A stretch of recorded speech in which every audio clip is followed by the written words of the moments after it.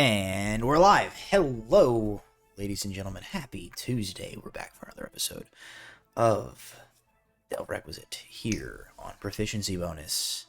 Jason has snapped into his camera as if he's just remembered something. Yep, character sheet. Good. Good. Often important. Spent the last 5 minutes debating where Taika Waititi was from. No one has their character sheets ready. Let the record show that Matt was wrong. I was indeed wrong. I thought he was... I have mine up.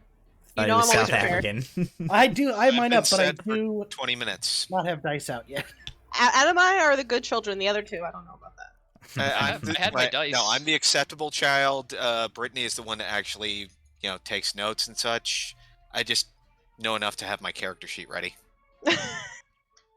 Brittany Look, is... I just do funny voices. That's what I do. I think technically in the conceit that we're using here, I think Brittany is like the neighbor's kid that I like better than all of my real children in this session.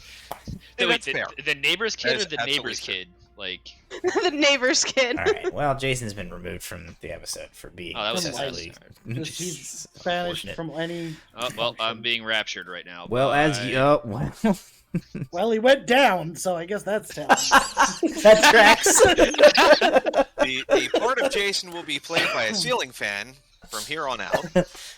There will be no noticeable difference in quality of performance from the first 102 episodes. That's what they call the reverse rapture. She gets sucked straight to hell. Anyway, before this gets any further off the rails, let's thank our sponsors here at Proficiency Bonus. I want to give a shout out to Little Dragon Corp and Cardboard Castle Games. At any point during tonight's stream, you can get a link to either of those sponsored websites by entering !CCG or !Little Dragon into the chat. Sorry, I got thrown off by Jason loudly wiping his mouth on a napkin into his microphone.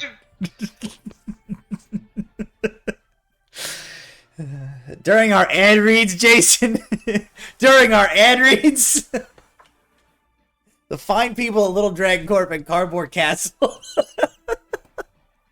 did not pay all that money. I actually don't think they paid any money. I think they just Had pity on us. they gave Michael it for the exposure. Yeah, they gave Michael like a bag of Doritos, and that was just a constituted payment. Little Dragon Corp is a purveyor of tabletop RPG polyhedral dice, as seen here. Maybe invisible on stream today, sort of a little bit. Mine. As seen there. All sorts of dice to be shown from Little Dragon Corp. You can use our code PROBONUS. PROBONUS. Jason has his from. She's raising up out of the depths of hell to show you. God, this is a disaster. Little Dragon Corp will ship directly to hell. There's nowhere they can't get those dice. So, Little Dragon Corp, purveyor of polyhedral dice. Use our code PROBONUS at checkout for 10% off your order. They do ship everywhere, as far as I am aware, in the United States, in Canada, and they are Canadian based. Overseas, we make no firm claims upon the shipping status of items to hell, so don't hold us to that. But Cardboard Castle is a brick and mortar RPG tabletop game store located in the United States in Evans, Georgia. If you are not located in Evans, Georgia, fear not, because they have a robust website that you can visit and take care of all of your gaming, RPG, board game, tabletop needs right there, and have them, likewise, shipped directly to your home. They can probably ship to hell because they're in Georgia, so they're closer by default. I'll skip the quote by William Tecumseh Sherman. Besides, I think that was about Texas. I was just saying, they're already close enough to Alabama, which is pretty much the same thing. You guys Indistinguishable. are gonna ruin our sponsor. Our relationship. viewership in the South is negligible. It's okay. They're not here. We can talk about them. Goodness gracious. So, as we now listen to Jason's ceiling fan instead of him wiping his mouth with a napkin, let us dive into the recap from last week and get on with our episode. There he is. Yeah, that was terrifying. Is it better? Is it worse? Your problem. It's better. I mean, we can see all the garbage on the desk behind you, but at least we can see the bottom 2/3 of your face, which is an improvement to most weeks. So I'll take what I can get. Is it though? Well, we'll let the internet decide that. Post F in chat for you want to see the. Well, there you go. Hey, somebody just subscribed for 32 months. Eric Bleishi. I'm butchering the only person who has stuck with us for this Vaguely long. concerned that after what has been happening tonight, that's what caused somebody to subscribe for 32 months. But okay, not gonna argue with it. They're like, yes. But screw thank you Alabama. for random supporting citizen. proficiency bonus. Thank you, And- Eric Bleach. Sorry? Whatever. Thank you. I'm Tell the sorry. chat how to We're all pronounce your illiterate. name, we'll say it Yeah. right. Anyway, last week we left off with the Fool's Errand in the Midlindian city of Niveria, the capital city, where they are currently on an assignment for. Hey, it's German. Doesn't help with the pronunciation. No, it says he says it's Bleachy. Bleachy. Bleachy. Bleachy. Isn't that how I pronounced it the first time? I did it right. I don't know. It's fine. You said it right now. We're gonna name an NPC after Eric Bleachy.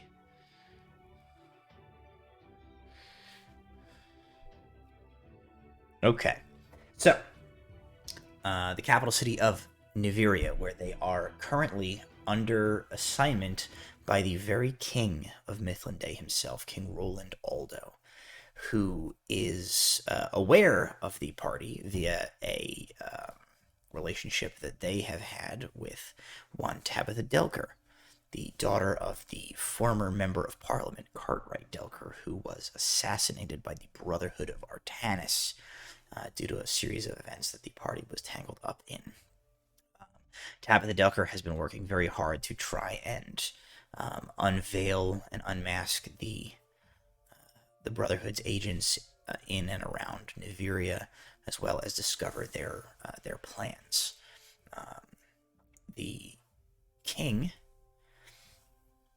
knowing that you helped her in that sort of delicate situation, knowing that therefore you are trustworthy, and not knowing whom in his own court he can trust, requested the 4 members of the Fool's Errand to come to Niveria for an audience, where he has laid at your feet his suspicions that a plot against his crown is underway.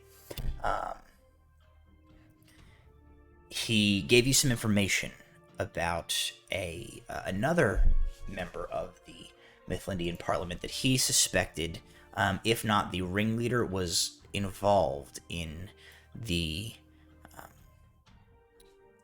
concerning sort of whispers and rumors that he had been unable to verify for himself. You have been, at his behest, investigating one Alamin Hernrose, the member of parliament, a member of parliament who is involved in sort of the logistics of transporting materiel and things around the kingdom. And you have picked up along the way a sort of a tag along to your party, who is there she is, who is the sort of an attaché to an Mithlindian inquisitor that you all had met a few years ago at this point, when you first were starting out in the town of Stone Mill. Inquisitor Leanna Highhaven. Highhaven herself being a little too recognizable in her station has sent this attaché with you guys, who... Brittany, you're going to have to remind me of your character's name as I close the thing that was in, and now I can't check it. Velza Erden, and you named me Lieutenant. Velza Erden. Write it down again. So yes, Lieutenant Velza Erden. Last week, you guys split up.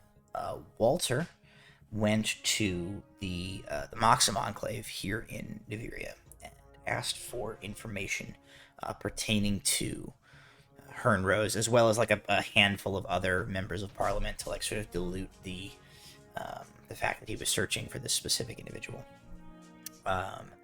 And got some information about Hern Rose that basically surmounted to the fact that he is essentially in the pocket of the large, like conglomerated trade and craftsman organizations of Mythlinde. He acts in their interests as opposed to necessarily in the interests of the people. Aelar, Bram, and Velza, hypothetically with Ozrius too, that he's been a little...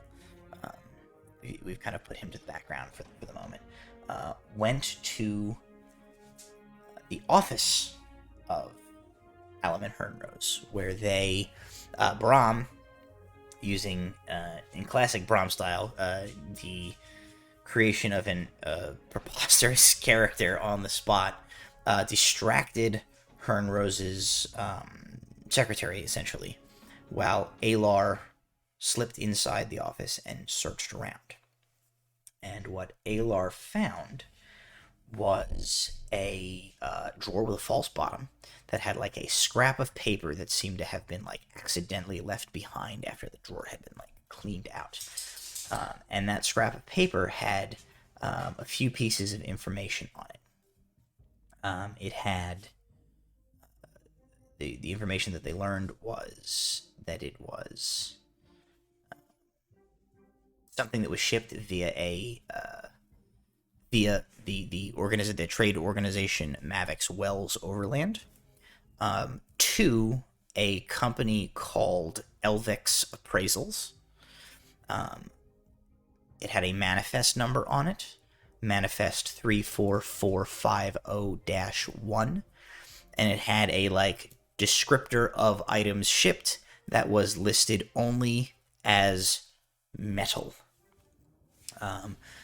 Bram sort of weaseled out from the secretary that Hernrose was very busy that day, had a lot of scheduled meetings and things going on before a gathering of a parliamentary meeting later that day, but that he was supposed to be stopping by the Niverian transit station for a meeting.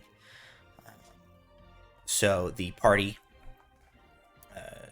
got out of there, collectively rushed to the Niverian transit station to see what was up there.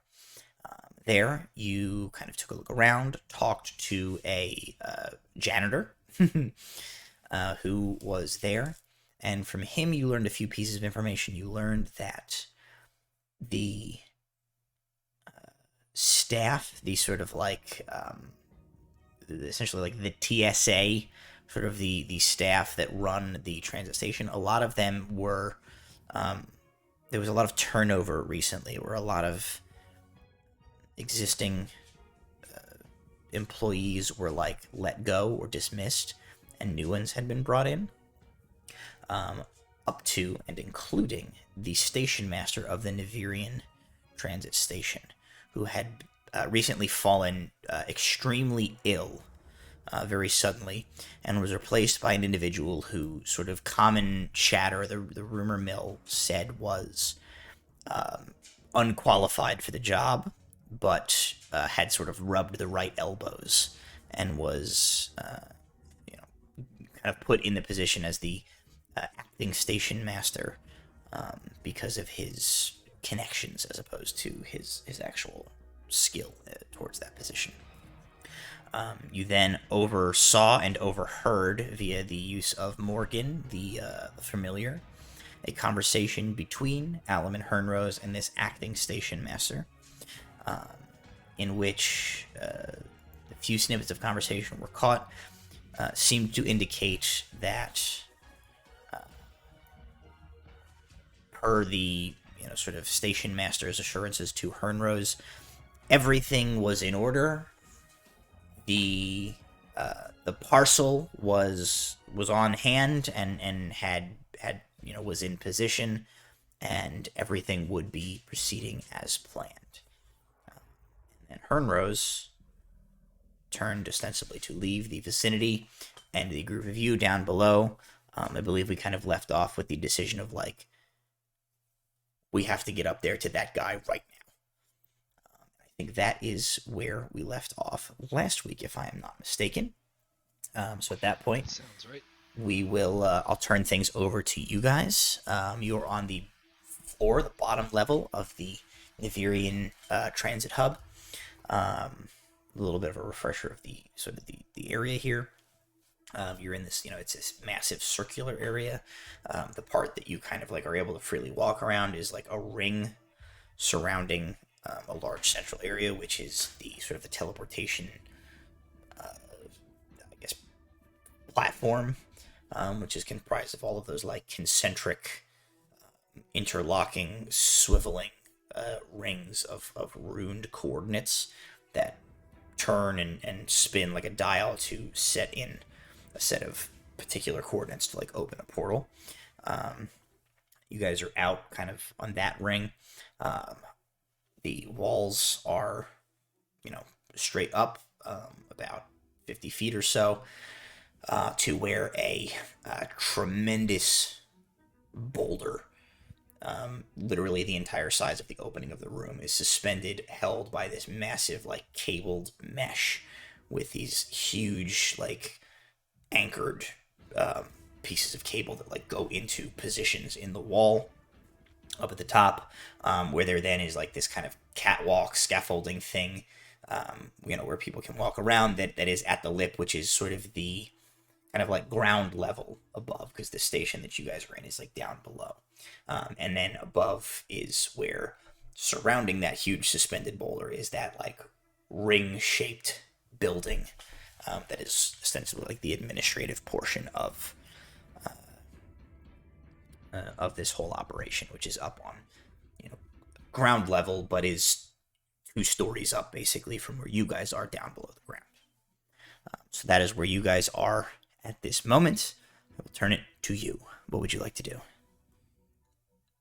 I believe we had asked Scruffy if there was extra uniforms. Yes, I think you did. I think you did find there like was a There's janitor's like a- closet with extra yeah. uniforms.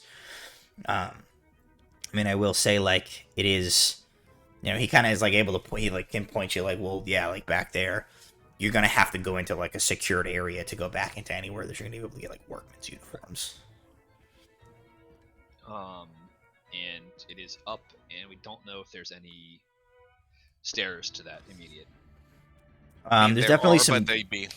Yeah, I mean, there's definitely doors and things like that down here, and there probably is a way up there, but yeah, I mean, you're talking about like, going through doors into areas that like you are definitely not supposed to just walk into. Are Aelar's any of gonna us, Yeah, I was to say, Aelar's- is any of us sneaky or really good at convincing people what we want them to do? Yes, but also some of us have the means to Had- not have to steal one, and Had still have one. past tense. I mean, Also, I'm going to glance at our attaché and go, "How much authority can you muster in a moment?" I'm not well known here, so if you're talking about official authority, not a lot, but if you're talking about acting authority, I have a few tricks up my sleeve if I need it. Bram, how good are you? Well, no, I know how good you are at lying, but technically we'd be operating under the truth, since we are agents of the crown. Or option two But is secret agents of the crown. So yeah, but or Yeah, I option don't think two. we should be. I don't think we should be pulling out real authority here. oh, Okay, stupid. in that case, option two is I need Bluff our way bluff our way in. Option three is create distraction. I sneak in, grab some uniforms, and sneak back out. I immediately look at Bram, and when he says distraction, I can know do- nothing of this man except that. I can do either of those things. Either I can try and bluff our way in, or I can make a distraction. So I can also use the glamour studded leather to just become a uniform, so we have at least one we don't have to steal. Technically, I can do that as well. I'm just a little bit worried about any magic defenses that this place might have. Yeah, I That have would- the ability to change how I look, but again, the magic defenses. I'd feel better with a uniform on. To the public restroom.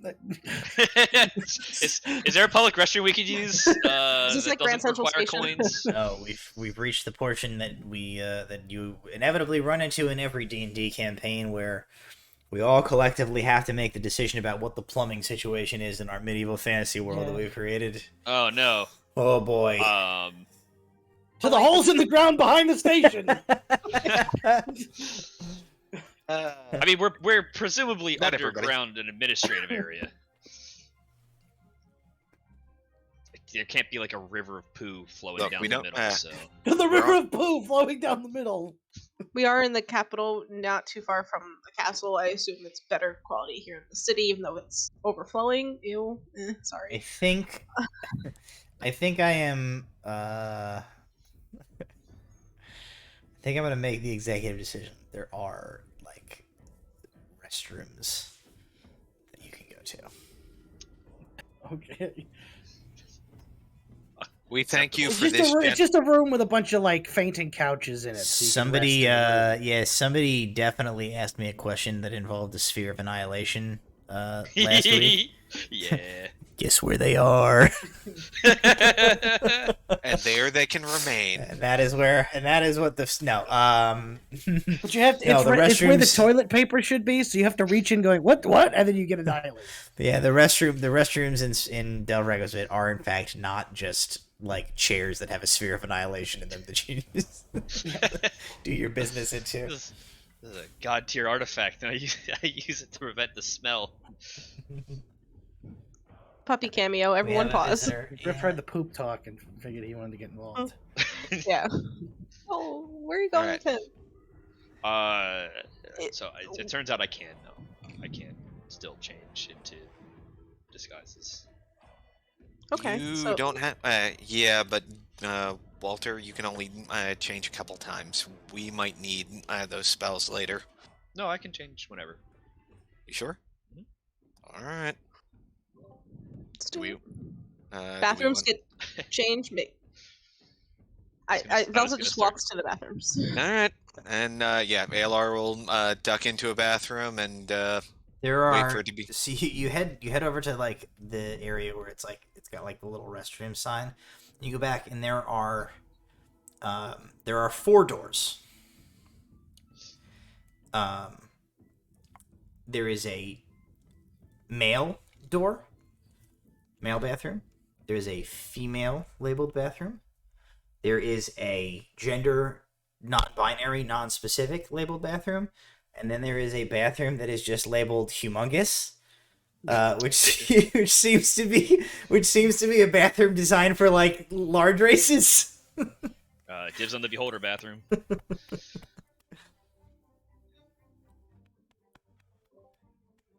Off we But go. no, not So that. you guys are so all 4 of you are capable of like disguising yourself. Yes. Okay. So you guys More slip thoughts? into your into various, your chosen restroom of preference. You are disguising yourself to look like what specifically? It's literally just Walter as he looks normally, except he's wearing a janitor uniform. Aelar is going to. I figure I've already got the handlebar mustache, so. Aelar is going to grab Bram before he goes in. Take a glance at one of those officials and look over there. You're probably going to have to do talking, so make yourself look like one of them rather than a janitor. And Aelar will duck in. He'll make himself look like a janitor, but Bram will copy like the like the clothing, Sort of like the clerks, the the like uniform, sure. But when I looked around, was there like, are the people in charge, like, is this predominantly human, or are they all Predominantly varying human. races? Predominantly human. We're gonna human Shrek it again. No. Sure. And I what is will- Velza? I will step in and keep my hair the light color this time, human ears instead of my elf ears, like very similar. I'll also dress like an official, like what I would imagine like a step below the station master almost looks like Okay. higher up the ranks, but like not quite his level. Okay. So you guys go into these restrooms, you magic disguise yourselves. You come back out, and Ozrius goes, "What about me?" He is still a 7-foot tall, stone-stinging Goliath wearing leather armor with a battle axe. Oz, that guy that we saw all the way up there, if he runs, catch him. He kind of like looks back towards where like the above part goes. He goes, "If he runs, or if one of you pushes him off from up there." If one of us pushes him off from up there, you run. If he runs, catch him. He nods. He says, "Okay." In the meantime, act casual. Okay. So you guys like start to head away, and you leave, and Oz is like, he's like sort of leaning against like a planter. He's like,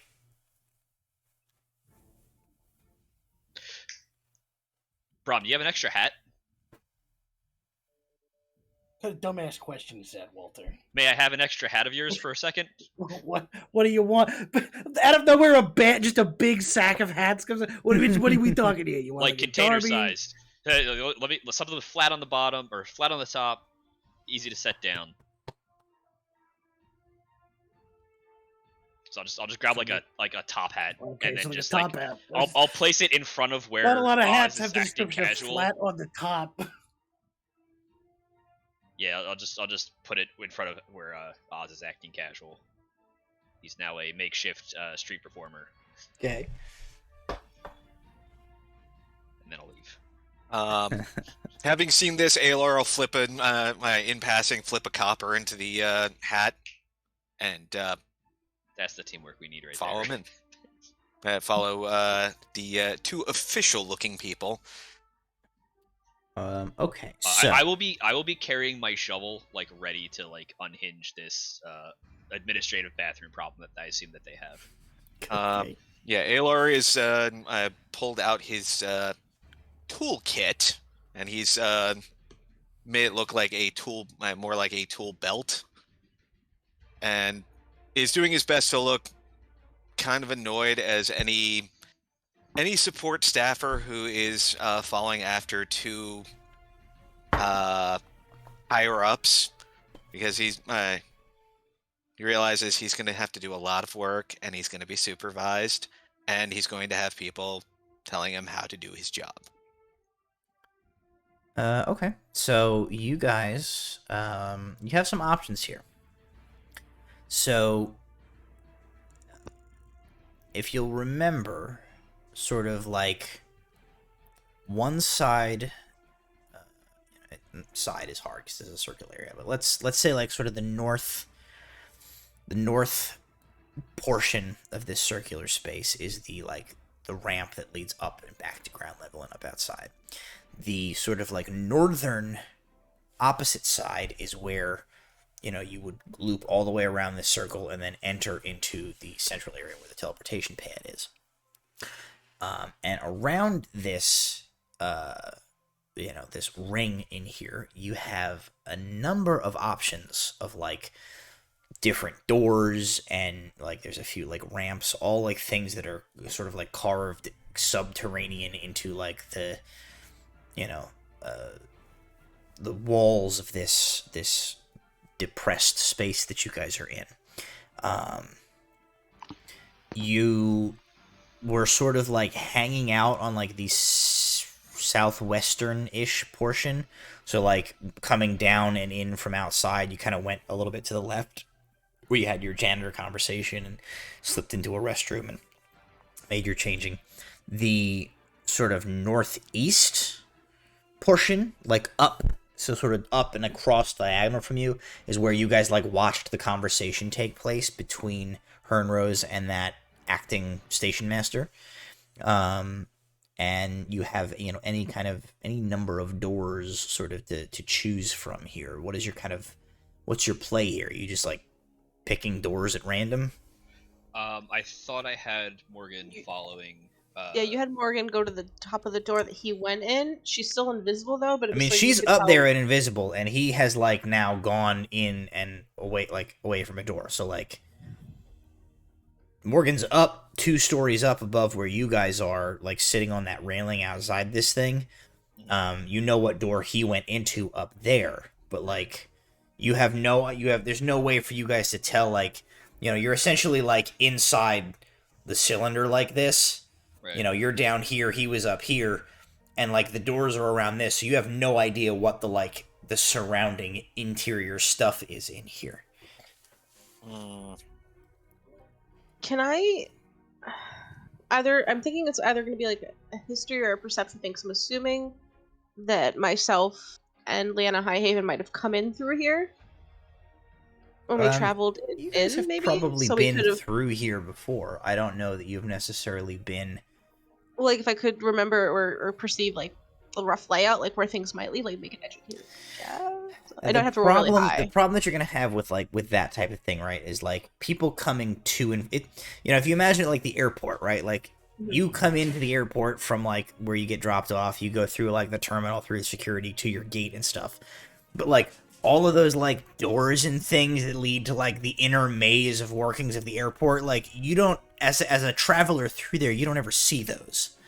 So, like, having come through here doesn't necessarily give you any insight into what any of that, like, interior stuff is. Because you basically come through the teleportation network, walk around the loop, and go up the ramp and outside and leave. Is there any employees only signage? Yeah, plenty, I'm sure. We're just gonna go for an employees only, like Walter probably is like going for an employees only like area where obviously like regular passersby aren't going, and then just look like I'm supposed to be going to that door and just try to open it. Oh, interesting. Make let's call it a survival check. That urban survival up in here every now and again. Alright. Guy that's officially lost 3 characters to character death will roll a survival check. Let's see what... It's a 15! 15, okay. Walter is heading towards a door about a quarter of the way around the interior of this cylinder from where you guys started. Are you all going with him? Or are you doing other things? You know what? I'm going to trust Walter's corporate intuition, we'll call it. Corporate intuition is quite good. And yeah, I will follow him. Okay. I'll follow as well. Okay. They're all following. I'm following. Grandpa. Oh no. Oh well, there it is. Exhausted, moist, Russian grandpa. It is sure. Okay. Chat has spoken. It's toiling in the fields of Siberia. Good. All right. So you guys head towards this door. Walter, you push your way through. Everybody make me a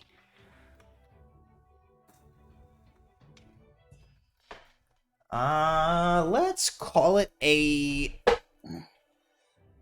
stealth check with advantage because of your disguises.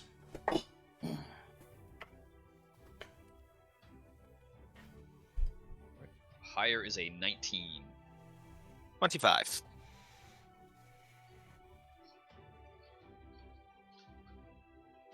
$16. I don't know this character stats. 16.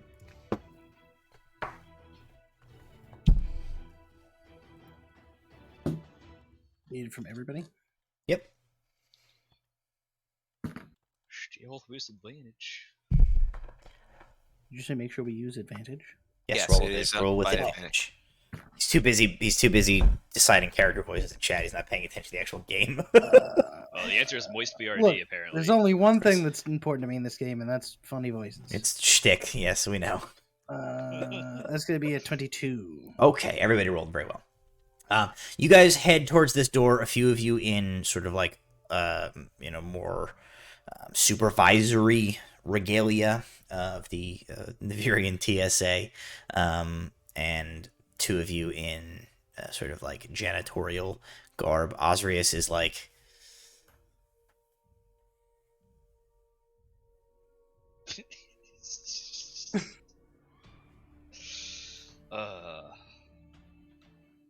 and like following Aelar's lead, people are like coming past and like confusedly like putting a coin in the hat because they're like, I guess this is like social commentary on like the state of our busy modern lives and how Before he left, uncomfortable we are. Bram will have put a little sign up in front of him that just says the duality of man. Yeah, they hand it and they're like putting coins and they're like, is it a statement about the fact that we're so taken up with our capitalist society that we have forgotten what it is truly to relax and be comfortable in our own skin? Is that what he's about? I guess I'll put a copper in the thing. And every time somebody like puts money in the hat, he just goes like, I'm being casual. Stop it. So as you guys like go into the room and like you close the door as you hear like, don't look at me, and the door shuts. You guys are inside sort of a like an access stairwell, right? Like it's just like a switchback stairwell that goes upwards. Outstanding. So we were 2 floors down from where we need to be, correct? With this door? Yes. Let's see how many flights of stairs this goes up. I'm gonna actually like pause everybody once we're in the stairwell, and I'm gonna like check on like see through Morgan again for like 5 seconds to see if like anything has changed with like where she is. So like I guess I'll take like 10 seconds or so. Is anybody in the stairwell besides us? No. Okay. You take a moment, you kind of like close your eyes, you feel your perception flies away from your own physical form and attaches onto Morgan, and you kind of like reopen your eyes and find yourself looking again through the sort of distorted vision of the I think she's currently familiar the familiar owl, the owl form. She's like the colors are all weird and things are sort of like distorted. And she's in the same place that you left her before, still invisible, unnoticed. You do see that that station master, that acting station master, he's departed from here now. You can see a few people.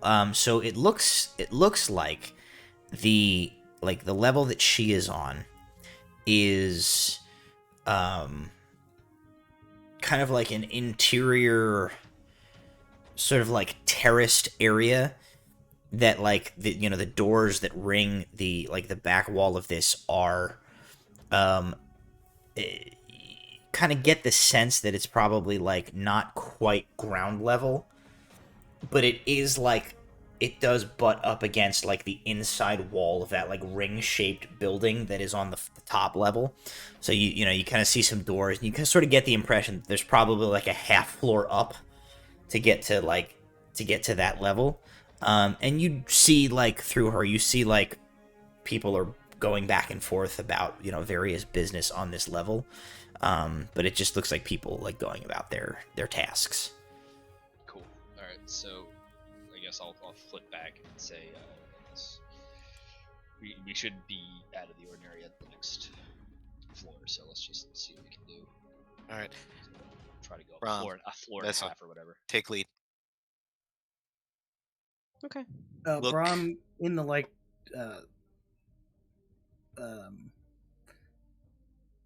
privacy of the staircase, will make himself much older, and like his mutton chops are sort of gray now, but there's like a connecty mustache, so it's just like old man, Okay. human Shrek Bram. Old man, human Shrek. Good. Recipe Bram. I like when you paint a picture with your words for me that I can envision in my mind's eye of old man, human Shrek. Old man, human Shrek Bram. It's important. Yes, thing. Bram. You guys ascend. You find that you're only able to go up one floor, one flight. The steps do not continue up another level from where you're at. There is a door, like one story up, what you gauge to be like midway. Like midway above that, like interior cylinder before you get from the lower level where the teleportation pad is to ground level above.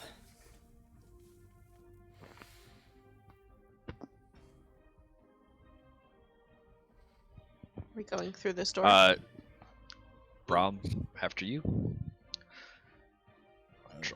So Trust. open the door. Okay. You open the door. You kind of like look out into the hallway. You see that it is in fact a hallway that stretches sort of curved. It's a curvature to it as it rounds the what you gauge to be sort of like the interior of the hollow portion in the center.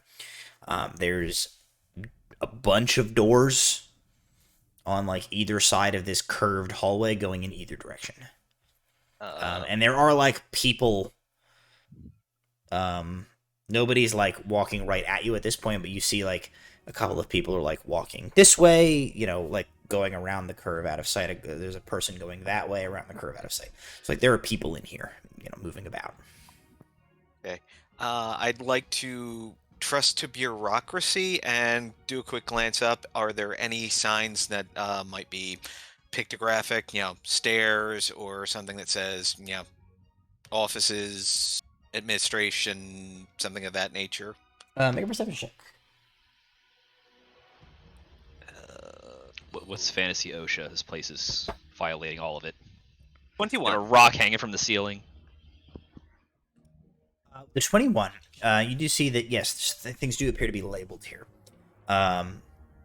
Or some things are labeled. There are, some there's a lot of these doors kind of along the same, some of them are not.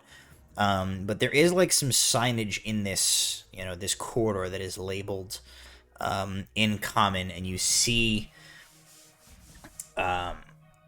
corridors that say like, or you see like indicators that say like storage A, storage B, overflow, and it has like an arrow that like points into it. You get the sense with that perception check, you get the sense that this level is it's almost like, you've seen definitely like there are there's platforms and areas below where like things are sort of like kind of stored like loading dock style, but like presumably a lot of material and a lot of stuff moves through this station on a day-to-day basis. Like it makes sense that there is areas where like there's essentially like warehouse kind of space for all of the things needed to make this facility run, as well as places to store things that are being like sent but are not going out right now. You get the sense that is what this level is for. This doesn't seem like a particularly like administrative level to you based on like the signage that you can see. Okay, but nothing that indicates stairs or next level up. Not from where you're standing, no. You're gonna have to like go out into the hallway and start to like make your way around. 50-50. Make your choice, guys. Left sounds good. Sure. All right, left it is. It is. Lead on, you All two. right. Make another stealth check for me, everybody. Also advantage. Natural or 20 Uh, plus 7, so it's a 27. okay. 26. Yeah, I was gonna say not an advantage this time, just a flat one this time. Okay. That was Alright. not an advantage. That was my first Alright. roll. 13. Dirty 20. Okay. Make a couple of rolls real quick. Okay.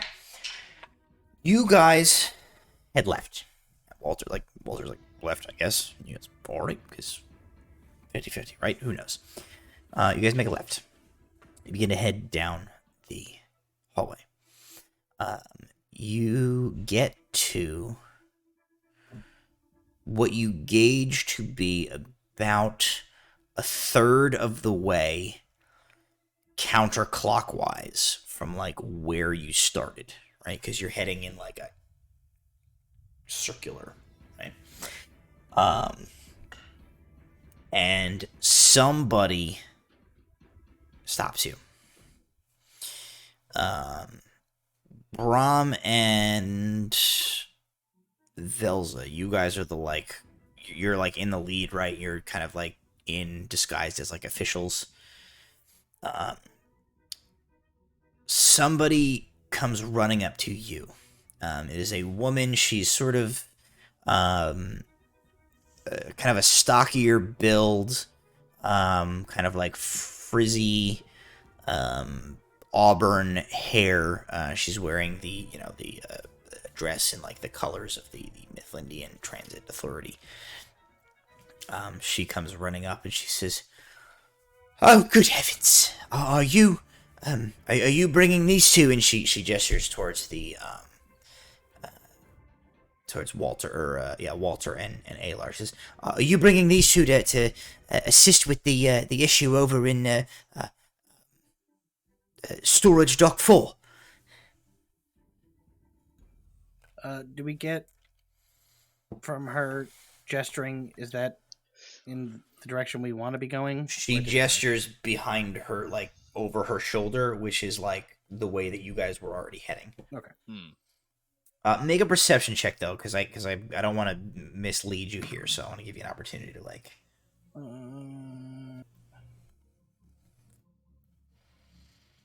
18. She is like thumbing back over her shoulder, which was the way that you were walking, but not 15 feet behind her. You see like a door that has like a signage next to it that has like stairs up. So probably not where we want to be. Probably she is not trying to take you where you want to go. Okay. So after all that, Bram is gonna. No, we are not looking to go to the. No, we're dealing with other problems right now.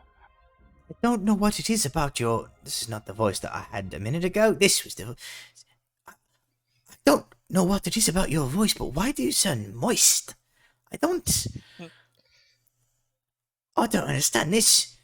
Can I quit? I hate that word. Sorry. It's Blame chat. They did it, not me. I'm not responsible. Aelar is just going to sigh after he hears, "Are you here for the thing about Storage 4? Just the long-suffering sigh. Something else to add to the list." She like shakes her head. She goes, one of these new... Like, she like conspiratorially leans in. One of these new idiots that they got brought in clearly has never in his life before handled ye old fantasy forklift before. He cracked he said he cracked a shipping crate wide open that was full of some sort of awful smelling viscous stuff. It's bloody everywhere in there. Well, It does sound terrible, but no, we have other problem on other level. There is a lot of idiots who work in this building, and let's just say a box of broken liquid is not the most pressing matter in this whole facility. Make a deception check. Oh boy. That's gonna be a 25. Jesus. She like, oh my god. She says, can any of you, like, can you, I put in a request 45 minutes ago. I don't know. My voice keeps changing. My accent's very inconsistent. That's how frazzled I am right now. Look, Just at least you're not moist and tired, Grandpa. moist and that. Yes, now I am doing this voice. Now I have become this. She says, oh, at least she says, I could tell something about the sort of the timbre and the pitch of your voice. I could tell 3 things about you. I could tell that you have not had a good night of sleep in a long time.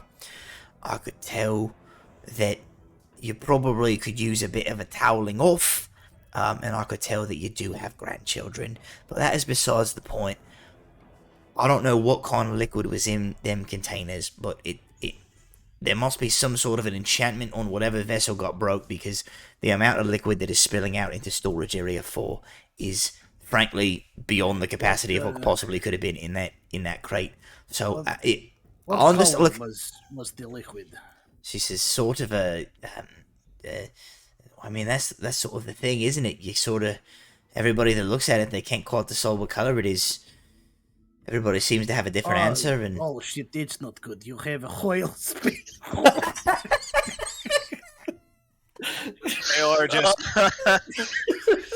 heaves a very long-suffering sigh. Walter's gonna step forward and be I like, don't know if you were setting me up to that or not.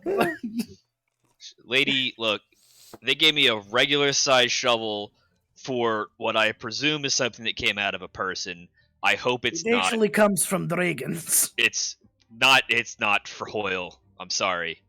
Like, this is a different call entirely. Hoyle, it's too new of a discovery to be equipped for it. she says, Okay, Now- we don't have time for. We don't have time for everyone's problems right now. You 3 go deal with the original problem. You show me what's going on, and I will get somebody up here. Please, let's just get this over with. This is taking too long. she goes, And heavens. Aelar just kind of shrugs and Walter's just gonna push past, just Yeah, go go, towards the stairs. at least somebody I here's got guess some that's- respect for a hard day's work. Yes, dear. Lead on. And as she gets far enough away from me, I'm gonna just quickly cast message back to Walter, and say, I'll message you in 5 minutes. Tell me where you go, and I keep going. Stay close.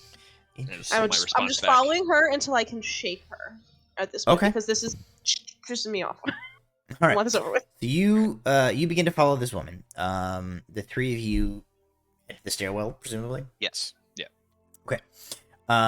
Let's stick with you 3 for now. You guys head to that stairwell. You open the door and you head in. Up, you are able to climb another flight of stairs, and you come out at what you gauge to be the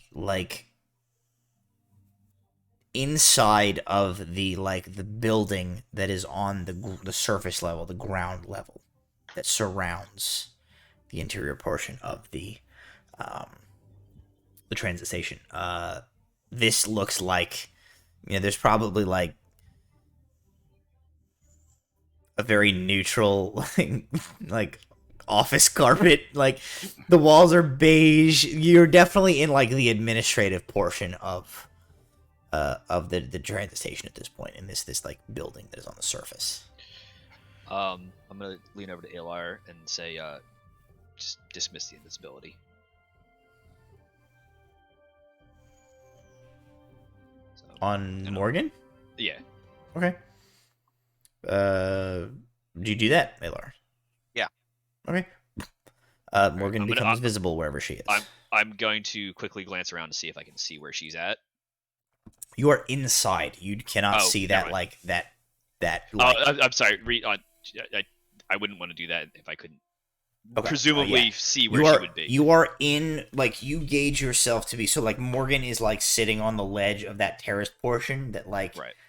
is outside of this building. You are like in that building somewhere. You're pretty sure. Okay. If that's the case, then I'm just going to tell Aelar it's fine. I'm gonna like warp her back to the shadow zone. And you disappear, Morgan. So it would end your spell anyway because she doesn't exist. Yeah. Once again, going to trust a bureaucracy. Quick glance. Anything that says station master or As he's looking, it's like management. Just look quick for the one with glance. the nice door. Nice door. Go ahead and make perception checks for me. Okay. 16. No, 17. Sorry. 25. You make them, Walter? Yeah, I rolled a 6, so I'm appreciating this beige carpet. Yeah, it's very beige. Aggressively It's like- beige. yeah. Somehow. It's like you look at it and you're like, wow, I could really see myself just Losing all my hopes and dreams. filing form B12 after B12. If they could make a carpet out of khaki pants, that's Right. that's what this carpet is. That's right. So you're swept away in a sea of beige and smooth jazz as the other two kind of look around. You don't see. There's not really signage on this floor. It seems like you're kind of like you're a little. This part is really not intended for like people except the people who really work here, and like it doesn't seem like they need the signage for this. But there are plenty of people out and about. Nobody has necessarily like given you guys enough notice to like stop at this point to like talk to you. But like people are walking past. They definitely like look at this old human Shrek and his two janitors. So they definitely like have people are noting that you are here, but nobody is like giving you the time of day yet. There's plenty of people back and forth doing things, and you don't really see any signage here.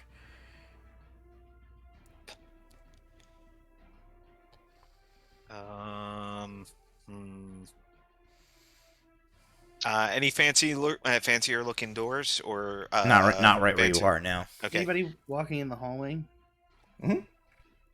There's people. I'll stop somebody and be like, "Excuse me, I am from a different station, not used to the layout of this one. I am supposed to be seeing the big man. Can you point me in the correct direction of him?" I am afraid you're going to have to be more specific. The big man, is that big in terms of level of authority or big in terms of size? Because there is a 9.5 foot tall. We think he might be half troll. Individual who works in accounting here. No, we're looking for that first one. The administrator, the big top of the line, the station master, the acting station master.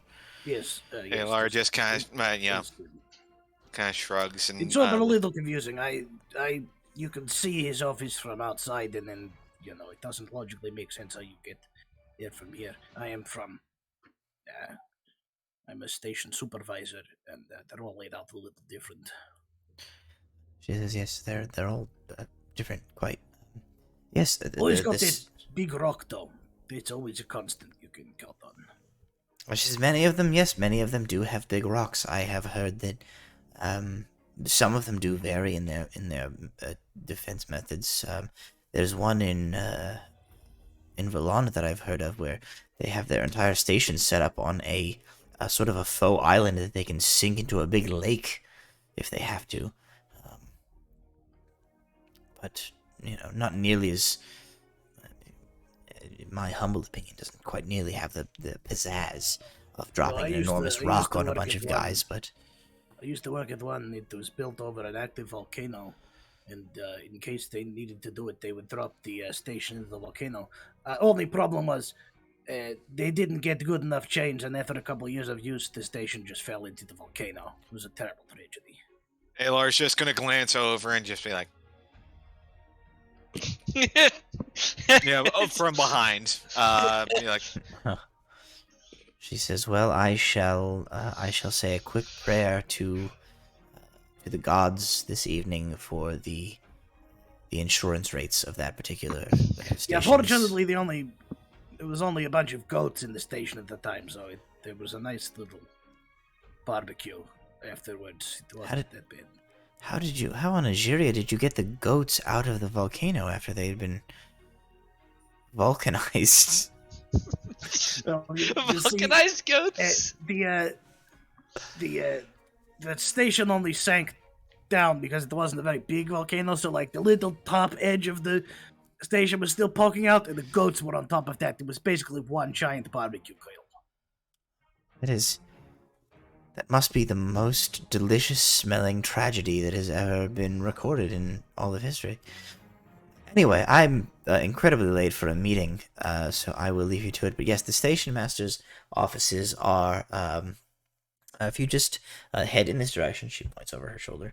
If you head in this direction, about a quarter spin around the circumference, you should see them. There's a pair of fairly large double doors that lead to the executive suite, where the station master's offices are. She says, I'm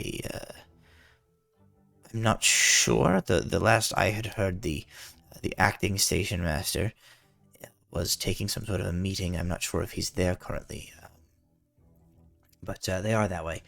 And then she kind of looks around. She says, if you wouldn't mind, what? She kind of looks and sees that you have two janitors with you. She's like, what's going on? Is there something happened? Aelar's just going to glance again over Bram's shoulder and just kind of... That's it's a little above your pay grade. Even though I don't know what your pay grade is, it's probably above it. Once again, Aelar's going to stick his head over. Walter's going to mime shoveling. She looks at Walter. Bram hides it, shuffles his hands, but behind your back you can see that he's holding a spare pair of pants. It's not important what it's for. We just have to see the station master. Okay. She lets you guys go. You proceed on your way, and before too long, you are at the offices of the station master. There's a set of double doors. Inside them, you can see a larger area. There are a handful of people kind of in a sort of outer office, a bullpen sort of area with a number of desks. And then there is another office behind those. Is there anything specifically stopping us from going into the outer portion? No. Yeah. Okay. We'll at least go into the outer portion for now. Alrighty. You push your way through into the outer portion. The people who are in here definitely look up. And you notice you guys. What are you guys doing? I'm gonna look around like I'm looking for the trash can I need to empty that day. Okay, shovel in hand, I assume. There any sort of signage anywhere that says office of, or there's Postmaster General Dave Balkans or whatever? I don't know. Yeah, Dave Thomas. That was not the word you were trying to think. Dave Thomas, inventor of Wendy's and also the station master here. You walk into this area. There is a handful of desks kind of in this open area, and then there's just one set of double doors behind you. It's very evident where the head honcho office is. This is sort of the support staff for the station master in this open area with a half dozen people kind of looking at you. There are 2 individuals posted on either side of that set of double doors across the room that you take to be like the doors into the inner chamber where the station master is.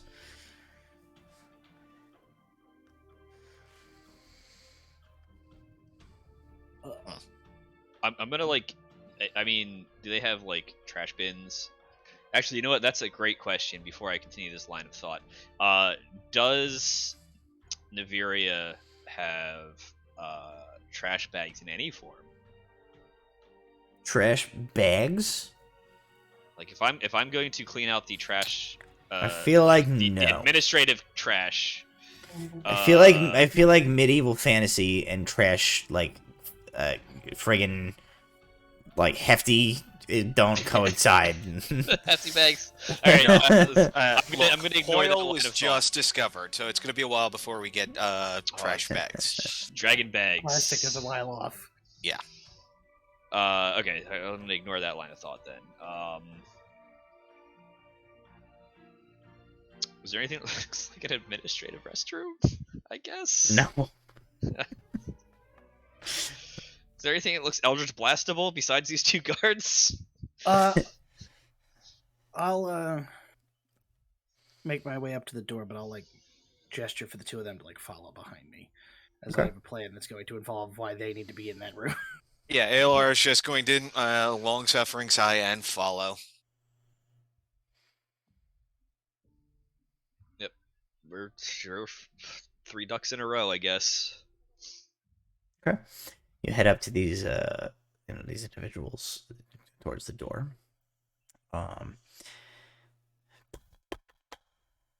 One of them kind of turns to you and he says, "Yes. Is there something I can do for you?" Yes, I need to get in to see the station manager. It is a matter of decent importance that I need to discuss with him. The station master has nothing on his agenda for the next several hours. Very specifically, nothing on his agenda. If you do not have an appointment, I'm afraid you will have to schedule one and come back another time. Well, this is the thing.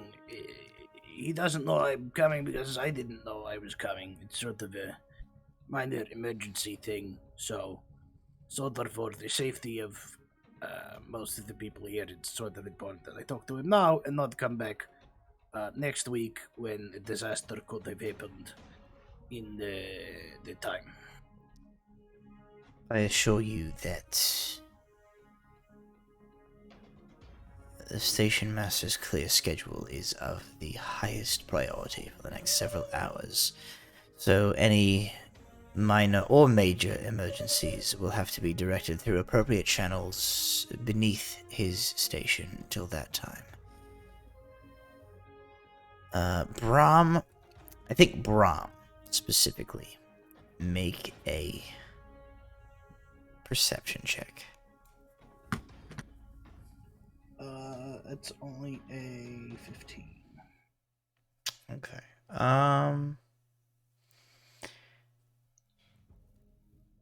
The other guy who is like here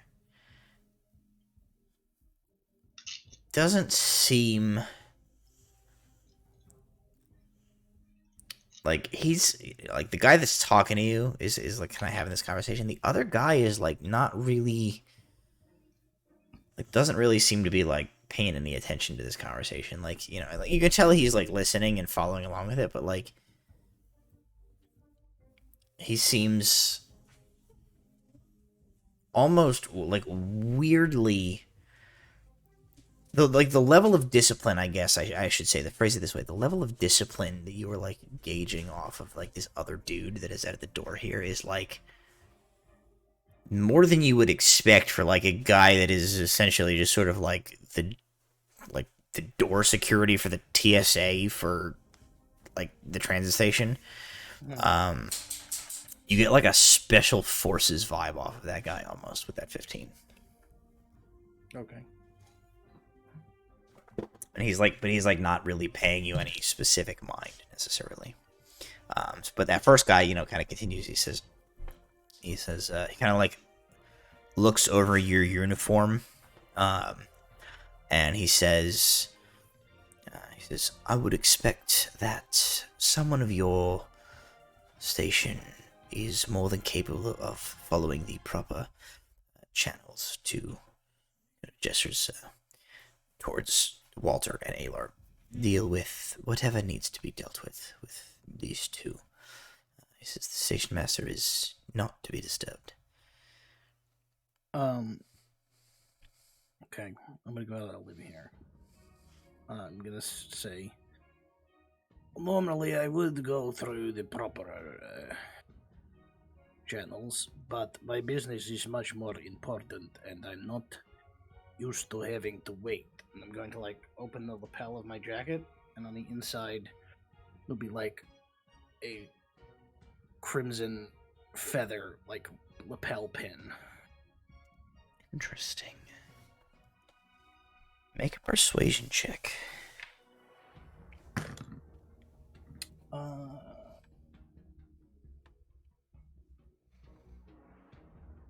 That is a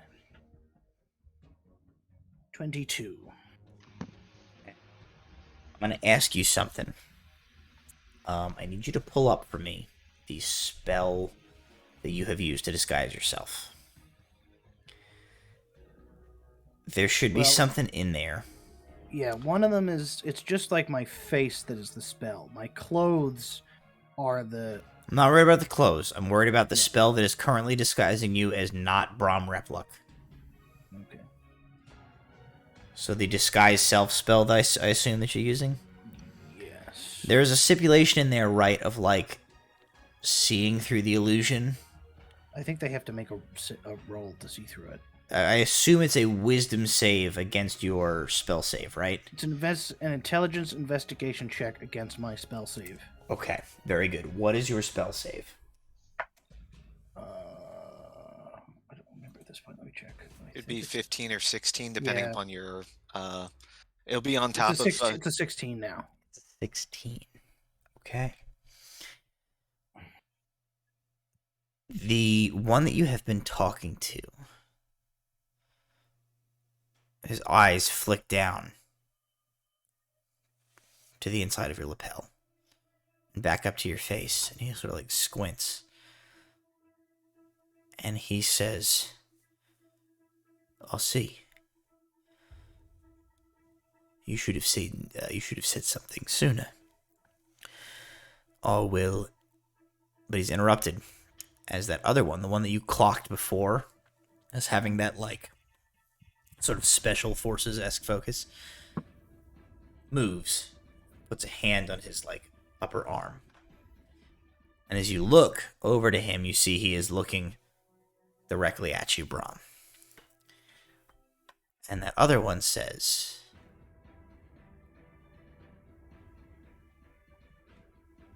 focus, Niles. See through the magic.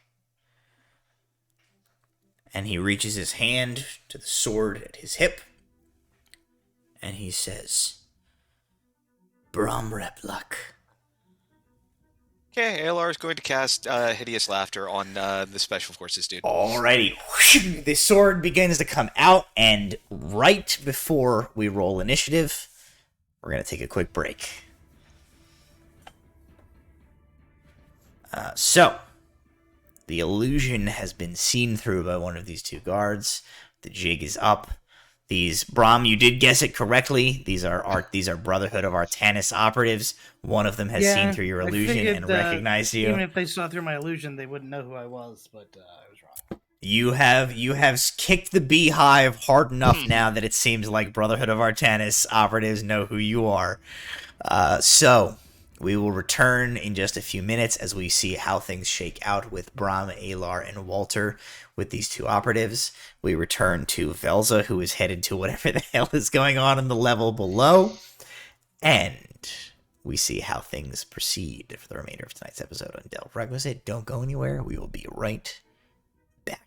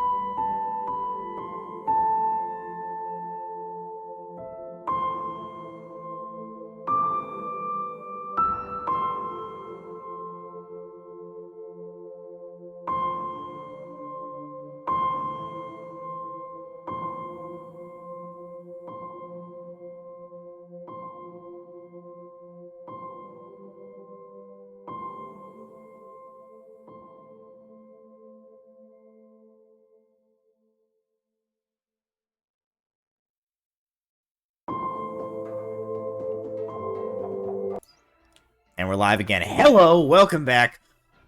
Hard transition for you who were just listening to that intro mid-roll music, and for the cast that we were just having a full-on conversation that I flatly cut it right in the middle of a sentence and went and went back to going live.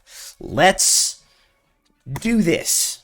But before we do this, we're going to do a different this. And that this is we're going to go back and we're going to go visit what is happening with Velza right now.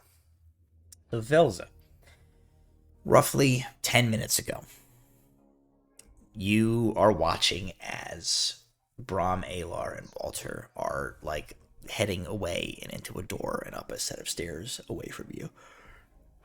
And you were following this, like, frizzy-haired employee of the Lindian transit station, who is leading you counterclockwise away from where you see them disappear into that doorway towards storage area 4, as she has named it to you. And she says, it's the weirdest thing. It's this, like, you think it's black, but then it sort of it changes color when the light hits it in a sort of in a weird way. She's, is opalescent. What's opalescent? Is that a word? Is that a color? Is that a sort of, what's that thing where it sort of shimmers? You know, when the light hits it. It's that. It's the weirdest thing. It's sort of come out with this great, and it's a bloody disaster, and we don't know what to do to clean it up. We sort of put those, sort of like sock things that you have that you put to clean up a chemical spill. We've done that. That hasn't seemed to stop it. We just don't know. So we're hoping that we don't know what to do to deal with this. All right. Well, I'm sorry, I didn't catch your name, dear. Lambda. Okay. Lambda, just take me there. I'm sure we could sort this out. I can get us help quickly, but I need to go back to the group I was with too, so please let's hurry. She's, yeah, of course. We'll go right now.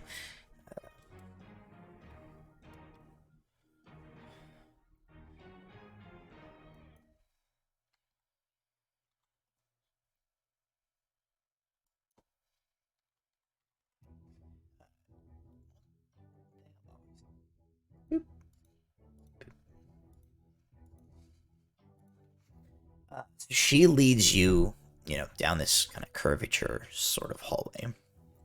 And she comes to a large set of, like, bay doors that are on the outside of this curved hallway. She says, right, so it's just in here. And she, like, pushes the door open and leads you through. And you see there are a handful of, like, guys who very much look like sort of like dock workers. They're wearing the uniforms of the Transit Authority, but, like, the sleeves are all rolled up and the doublets are unbuttoned. They're kind of, sort of scruffier, a little more blue collar looking. And they are looking at this sort of section of crates. So this whole area is this large, fairly high ceilinged. You gauge the ceilings to be maybe about 20 feet high. This area that you're in is maybe 40 feet wide by 60 feet long. Definitely has been excavated into the ground here. There are support beams periodically that are stabilizing the structure. And there are painted lines on the ground where they have various sections that crates and things have been kind of grouped together. And there's one of them where you see that this, there is a crate that has been smashed. And you see the abandoned ye old fantasy forklift. It is, it is essentially a thing with an arcane sort of crystal attached to the back of it. This sort of thing where an operator would sit, and a pair of sort of pincery things that would sort of grab something and kind of lift it up and move it around. But this large crate is smashed, is cracked open, and you can see inside it there was what you gauge to have been like either like a porcelain or a ceramic thing of some sort, which was like shattered when the crate was cracked.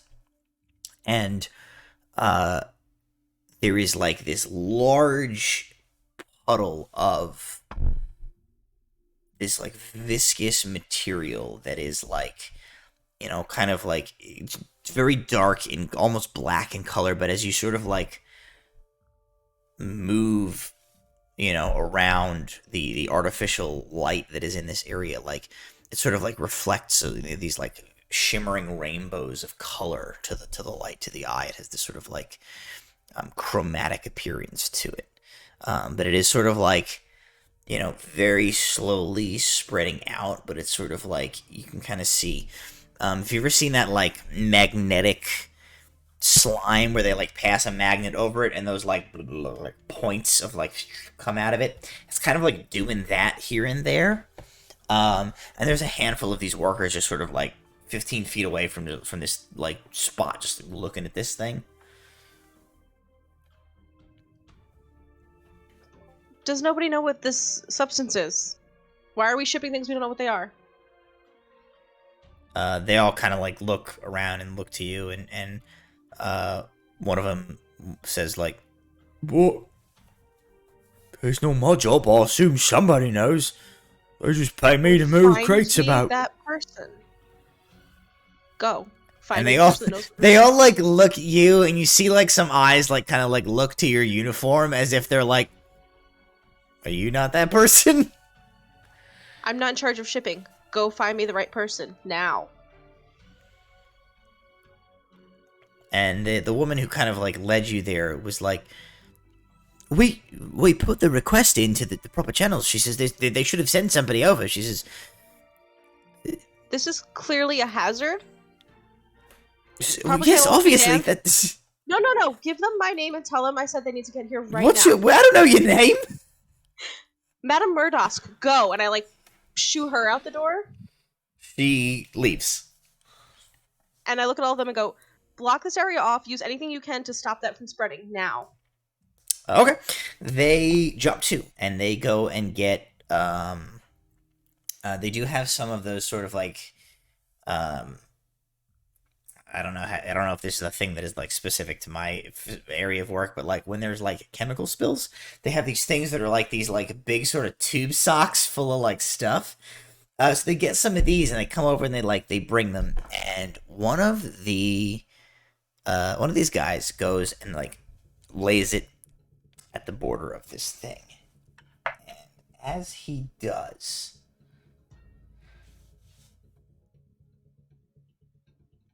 a tendril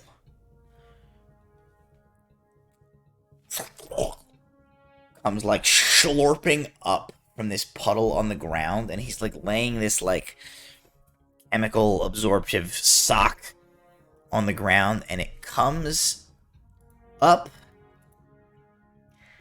and like lashes out and strikes him in like the clavicle, like downward like this. And oh no.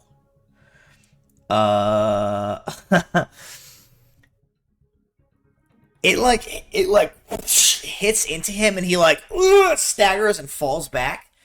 And he's just like screams as he's like clutching, and you see his like chest cavity just like melts into itself.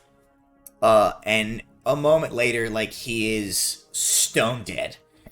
And the other handful of guys like scream and like throw down these like chemical absorptive socks they have and start like running to get as much distance. Yeah, I start yelling, clear the area, close all the doors, close all the bays, stay out. So and as that happens, back out with them, and as we all run out, I'm gonna message Walter. So before you do that, so here's what's gonna happen. That happens Mhm. simultaneously with the swords coming out above. So everybody's gonna roll initiative now. Oh Jesus! Oh, goody. Initiative for me What is is my 3. bonus? 22. Oh, I actually have a bonus on this character. Cool. 18. I actually got a 5, not a 3. But my roll was a 3, so here we are. 15.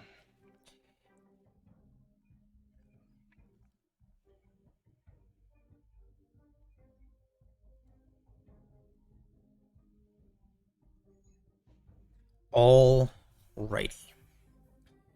Walter. No. Not Walter. Not even close to Are- Walter. Are we doing golf order? Like, Aelar. Walter, you're very slow. Aelar, you are the first to react. The swords are coming out of the scabbards that one of them has seen through Bram's illusion and recognized him. And as the word Bram Replock is uttered, you have sprung to action as the swords are coming out. You are the first to act. Aelar is going to scream at the top of his lungs, "Intruder!"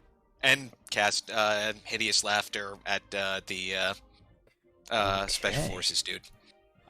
15 wisdom save. He rolls a 16 plus 0. He 16, so he beats it. So nothing happens there. And I am drawing my own rapier. Okay. So you pull out your rapier. Velza, a floor below, you begin to back to the exit. You are quicker on the sort of the draw here than the dock workers that are here. They're still kind of like recovering from the like, holy Christ, Bill just got murdered like right in front of us. So they have not like shaken themselves into action quite yet. But you like, you know, you have some combat experience. You know what's going on. You shake yourself into action first. What are you doing? I'm running for the door right now. Okay. You can make it to the door of this chamber in 30 feet. No problem. And can I use my action to then message Walter and be like, "Where the hell are you?" Yeah. If I do that. All right. Can I respond instantaneously to that? I think you're gonna respond on your turn. Probably is how we'll handle it. Sure. Okay. So the next to react is the dudes who follow your lead and do like flee. So a bunch of you, they're gonna take the dash action and they are gonna fully run out of this room.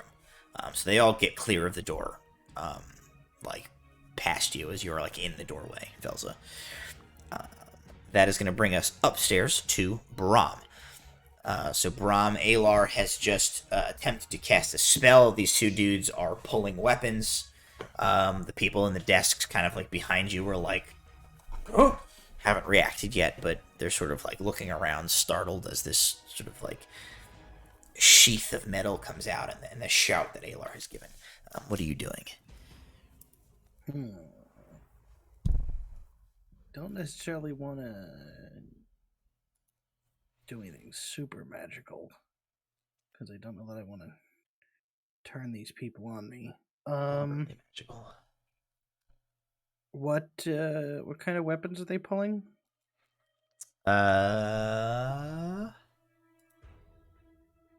Short swords. I'm gonna cast heat metal on the sword of the guy who recognized me. Okay. And I'm gonna do it at 3rd level. Okay, very good. I don't think any save happens there. He just takes the begin damage. to heat up this metal. So But that'll I don't happen think on he takes it on his turn. his turn, yeah. Which, funnily enough, is right now. Well, he takes 15 points. Oh. Okay. Right down.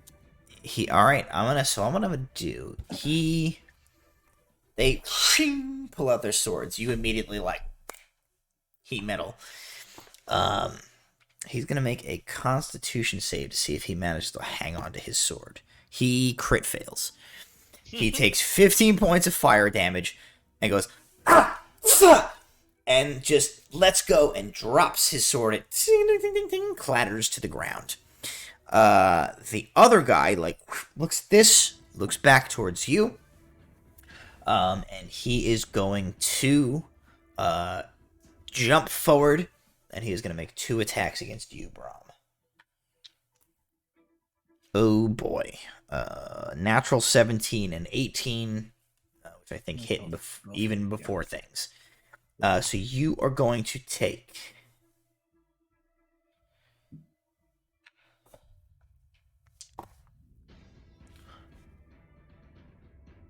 11 points of piercing damage, and I'm going to need you to make 2 Constitution saving throws. 11 points, you said? 11 points piercing damage and 2 points and 2 con saves.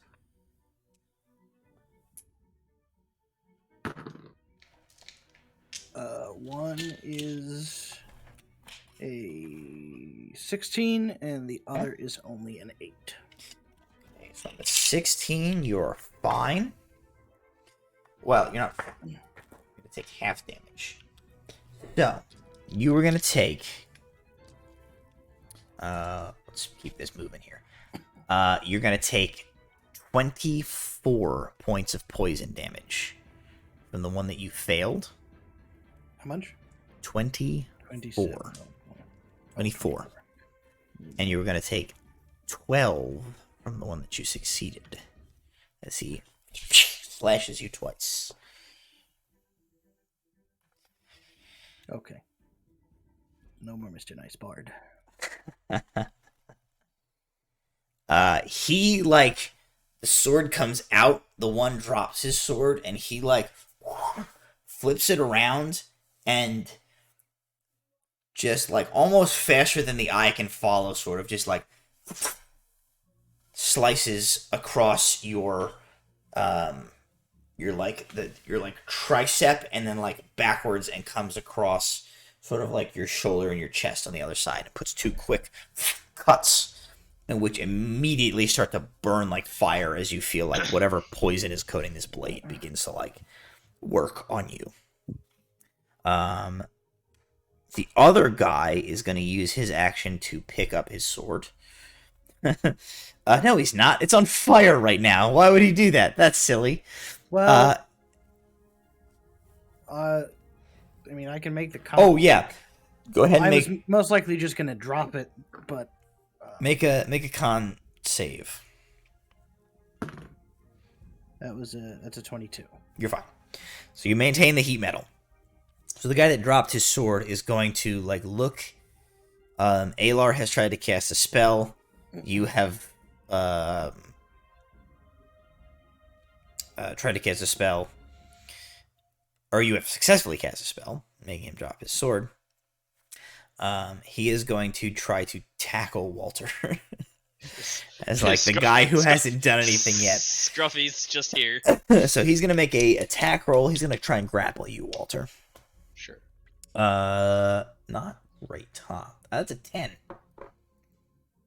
Oh, is that contested athletics? I think... Oh boy, it's been a while since we run to the grapple rules. I think he's got to hit you first. I believe that's the case. I think that's only for a tentacle-based attack. I think a grapple is just a contested check. Oh, it's weird. He has tentacle laws. That's... grapple. There was just a primer posted on YouTube like a day or two ago about like grapple mechanics. How do I grapple? To attempt to grapple somebody, make a strength athletics check. So it just makes a strength check against me. He rolled a 10 strength check against you. Does that have proficiency in athletics? It does not. So I can either try to get out of the way with acrobatics or athletics. I'm going to try to acrobatics away because I'm a little more nimble. Just check. Hey, guess what? I rolled a 5. So well, he got you, boy. Janitor, can I just pretend to be a janitor? He just grapples you. So he's like sort of like grabbed onto you basically, and he's like hanging onto you right now. So all of the conditions that go within grapple are now applied to you. And it is your turn, in fact.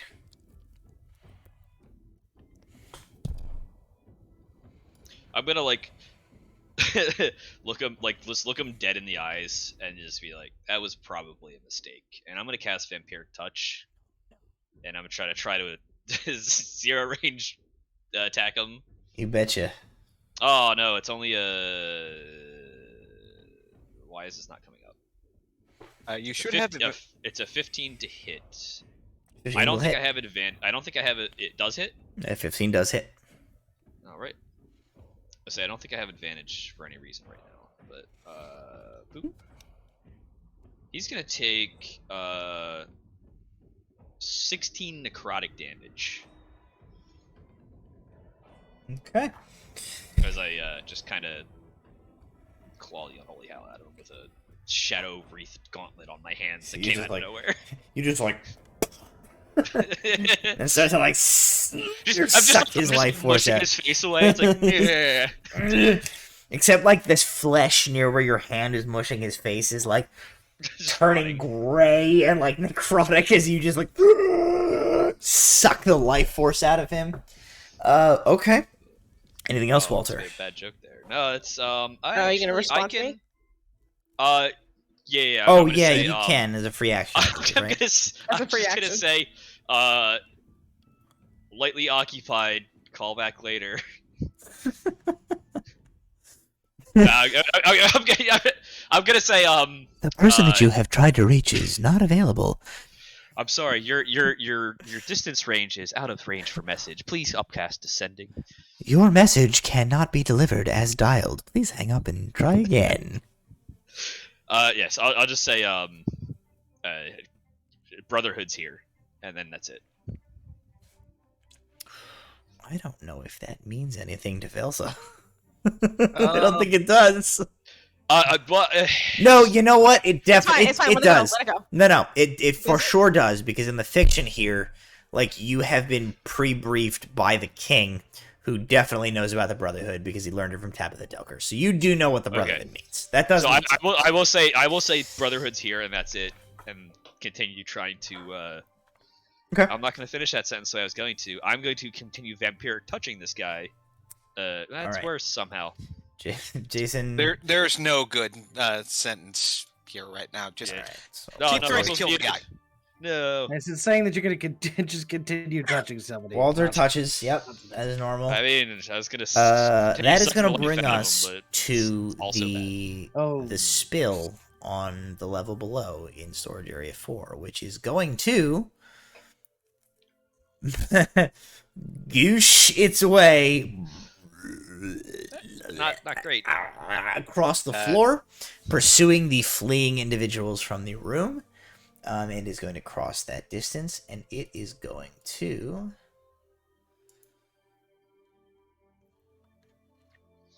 make an attack against Velza. Cool. I have great armor. Not really. Velza does a 19 hit. Yeah. Yeah. Velza, you are going to take 18 acid damage. Okay. You feel... Are you wearing armor? Of any type? Hold on a second. Let me double check. My initial reaction is to say yes. Yeah, I have light leather armor on. A pseudopod glorps out of this and lashes around you, slashing off of you. You take 18 acid damage, and your armor, that armor that you're wearing, is like, as this like pseudopod whips back, you kind of hear the like sizzle, and you look down, and it's like pockmarked and almost like boiling beneath the acidic like slap that this thing delivered to you. You are going to suffer a -1 to your AC.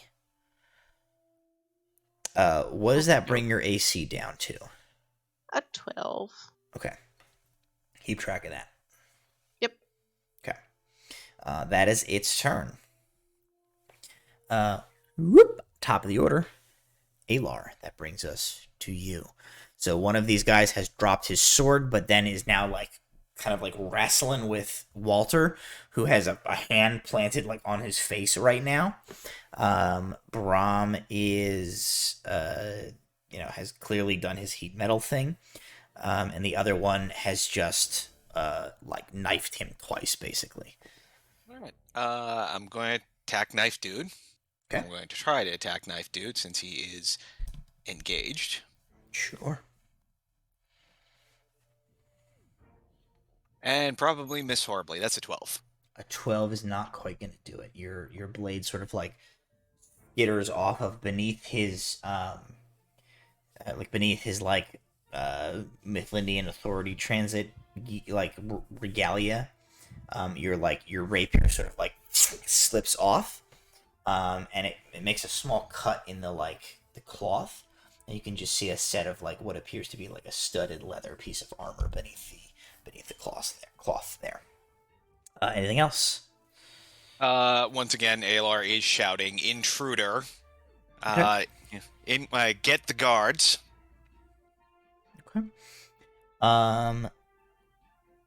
Velza, that's gonna bring us to you. You have just been whacked by a pseudopod on this like sort of like hoil-colored ooze that is on the ground here.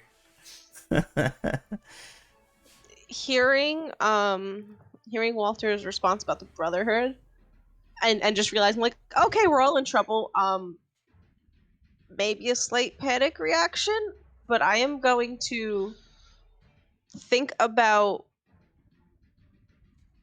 having seen the space that we're in and everything, think about like what the upstairs space might look like, and dimension door myself upstairs, hoping that I do okay with this, but I'm just trying to get the hell out of Dodge. Wait a second. And I'm kind of picturing like the guys, like they're all like sitting in the space, like I'm trying to picture like an office space upstairs in the direction of where we saw the guy go. And it's 500 feet, so I'm taking as much as I can. So you have to. So for Dimension Door blind, I think you have to like say how many feet and in what general direction, in case you like warp yourself into a wall or solid object. Waiting on the. Go ahead. I was going to say, you are aware of where the staircase that we went up is? Yeah, I'm like kind of aiming like in that direction, but so, I need Matt to tell me the feet of yeah, that. so I need you, basically what I need you to do Mm-hmm. can be a place that you can see, one you can visualize, or one that you can describe by stating distance and direction, such as 200 feet straight downward or upward to the northwest at a 45-degree angle, 300 feet. I need you... Since we're doing this theater of the mind a little bit, huh? You have seen...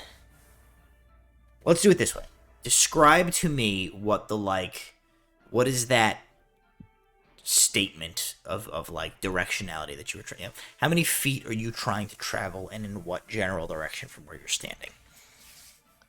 Okay, how many feet from where I am with where this woman took me to the stairwell? You probably moved counterclockwise from where the stairwell was. You moved counterclockwise around this like corridor, about 100 feet. Okay, and then so 100 feet to the stair, and like I'm assuming the stairs are like standard size between floors. So I'm trying to do math, and I hate math. Can I just say, we'll call it, you said 150 feet or 100 feet? 100 feet. 100 feet. Here's what I'll say. So, like, I think you've got the gist of of what we're gonna do for like narratively, right? Like, like you're trying to see like, okay, back to the stairs and up a level. Yeah. That's vaguely where you're aiming, right? Yes. Okay. Back to the stairs, up a level. So that part, great. That makes sense. Yeah. Now, because this is all theater of the mind, we can't like firmly quantify this. We have to leave it a little bit to fate. Yes. So what I want you to do is I want you to make a, let's call it, let's call it, I'll give you the option. How do you feel about wisdom versus intelligence? More wisdom. Okay. We'll call it a wisdom roll then. Okay. Make me a wisdom based check plus your proficiency bonus. Mm-hmm. To see like how this works out for you. Okay, so with my plus and wisdom, right? Like a normal check. So D20 Yep. plus your wisdom modifier plus Yep, your proficiency okay. bonus. That's 19 total.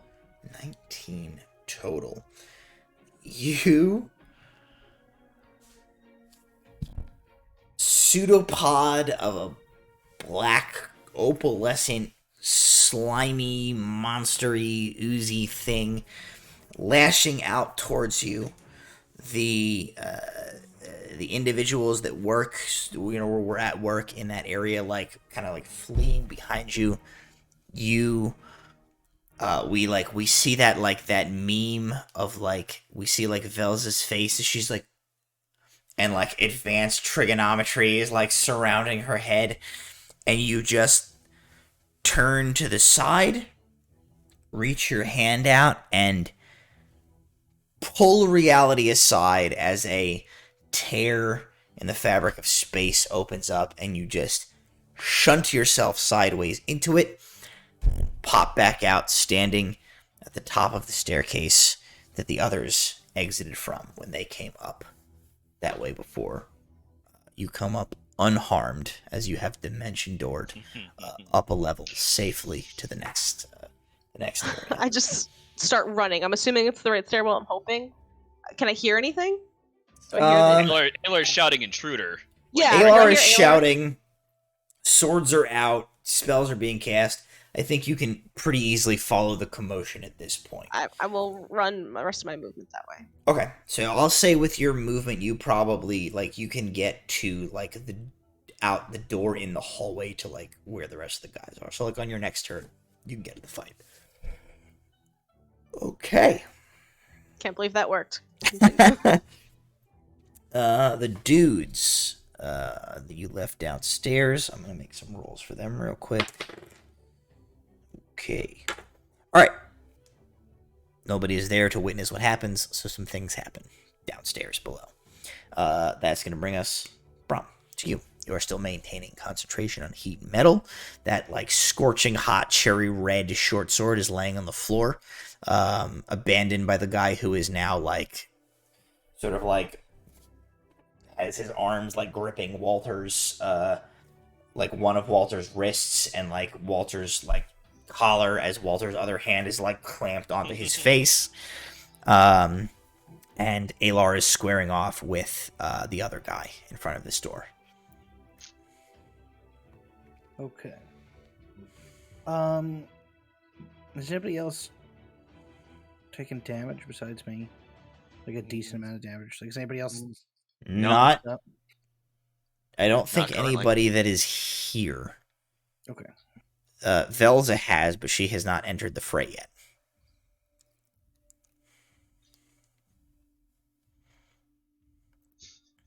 Trying to decide what to do that is something that is not going to hit one of my companions. I guess I'll go for... I'll cast Dissonant Whispers at 4th level at that first guy who recognized me, who already did the burn damage too. He's the one grappled with Walter right now. Okay. So he has to make Wisdom save DC of whatever your spell save is. 16. Yeah. Okay.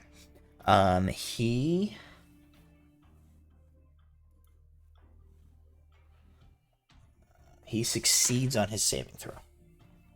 Okay. So you sort of like, I assume nothing happens. This is not like a... Probably thinks the sound No, of it takes space is half like- damage on. Oh, a half save. damage. Oh, Okay, nice. yeah, go ahead and roll that But he damage. doesn't have to flee. He will not have to flee. So go ahead and roll half damage to him. So With face fell off. He's going to take half. Oh, Back in no, the that was middle. heat metal. Whoops. He's going to take half of 26 points of damage. Oh, 13. Christ. Alrighty. Well, I cast it at 4th level, which is 66. Sure. Cool. 13, right? We said? Yeah. Okay.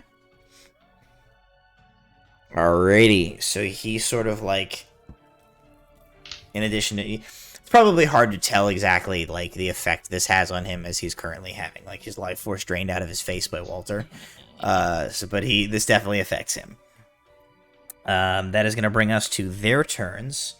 So the guy who still has his sword in his hand, who Aelar has engaged, is going to take 2 attacks against Aelar, which are going to be a 13 Miss. and a 24. Hit. My battleship. Uncanny dodge. Okay, so instead of taking 8 piercing damage, you will take 4 piercing damage, but I do still need you to make a Constitution saving throw. That's a 12. Not going to do it. You are going to take 24 points of poison damage as he slashes into you with the blade, which you kind of mostly manage to sort of parry out of the way, and you just sustain like kind of a nick to kind of, you know, like right above your hip, but immediately you feel like the poison begin to course through your veins. So that is going to be his turn. The guy who is grappling Walter is going to... I think he is going to attempt to... he's going to sort of like... He kind of like lets go and like shoves you back, Walter.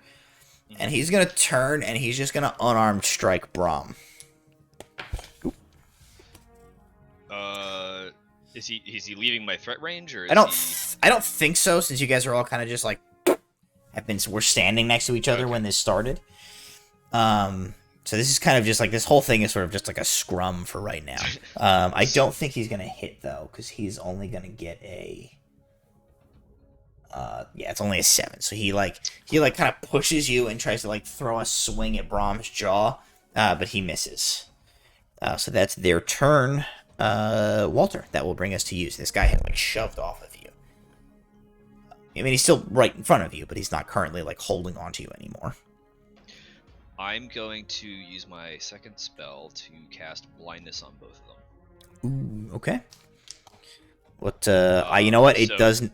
Listen, it doesn't even matter. They roll a 3 and a 5. They both fail. Whatever. It's type a of save it DC. It's a is. DC 15. Whatever con type of save. save it is, they have both failed. They rolled a It's a 3 and a 15 con 5. So they're both going to be blinded. They both go eyes in unison. They can no longer see.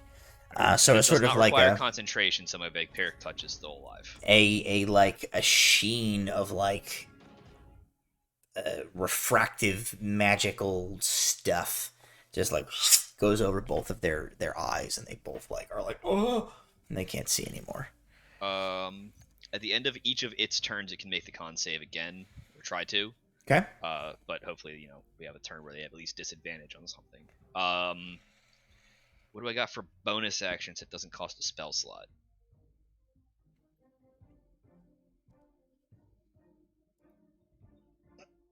Guess I'll cast Shillelagh on my shovel. Sure. Why not? Magic that shovel up. I got a magic shovel. I got a magic hand, and I blinded 2 guys. It's a Okay. good day. Alrighty. Yeah, that's what I got. Okay. Some stuff happens downstairs that we don't get to be party to. And at the top of the order, Aelar. You now have 2 like blinded individuals who Okay, are where in front of you. is- Yay, that means advantage. Yes. Tell me an 18 hits.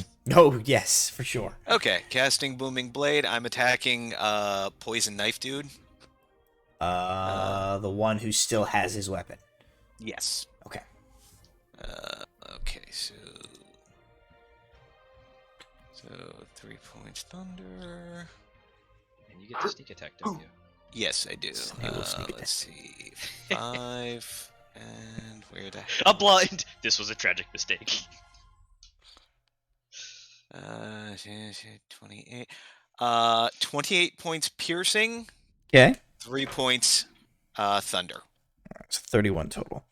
Mhm. All right, you stick your rapier into him. He screams. He's kind of still on his feet as you pull the rapier out. One hand goes to the wound, the other one holds onto his short sword. Anything else, Aelar?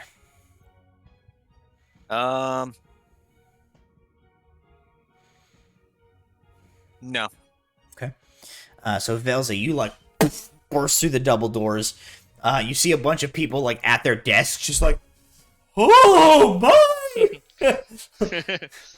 It's Tuesday, and I was just doing my work, and now there's a sword fight.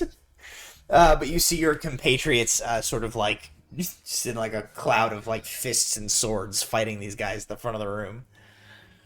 How deep is the room? Like You're within, you're probably within 30 feet of everybody.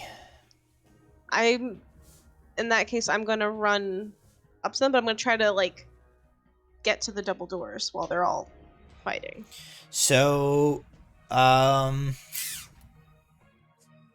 I mean, you can probably get to the double doors, but like that, based on the setup of this, like you are going to need to fully run through a sword fight, like to get, like, because the two guys were like on either side of the door, right, and then like your three compatriots are right in front of them, and now they're just like punching each other here, so you're just like going past that, so you can probably pull it off, but it is going to put you like basically like guard 1, guard 2, Velza doors. That's okay. It's fine. We have to get through the doors, doable. and I don't know what the heck doable. is going on, so I'm just.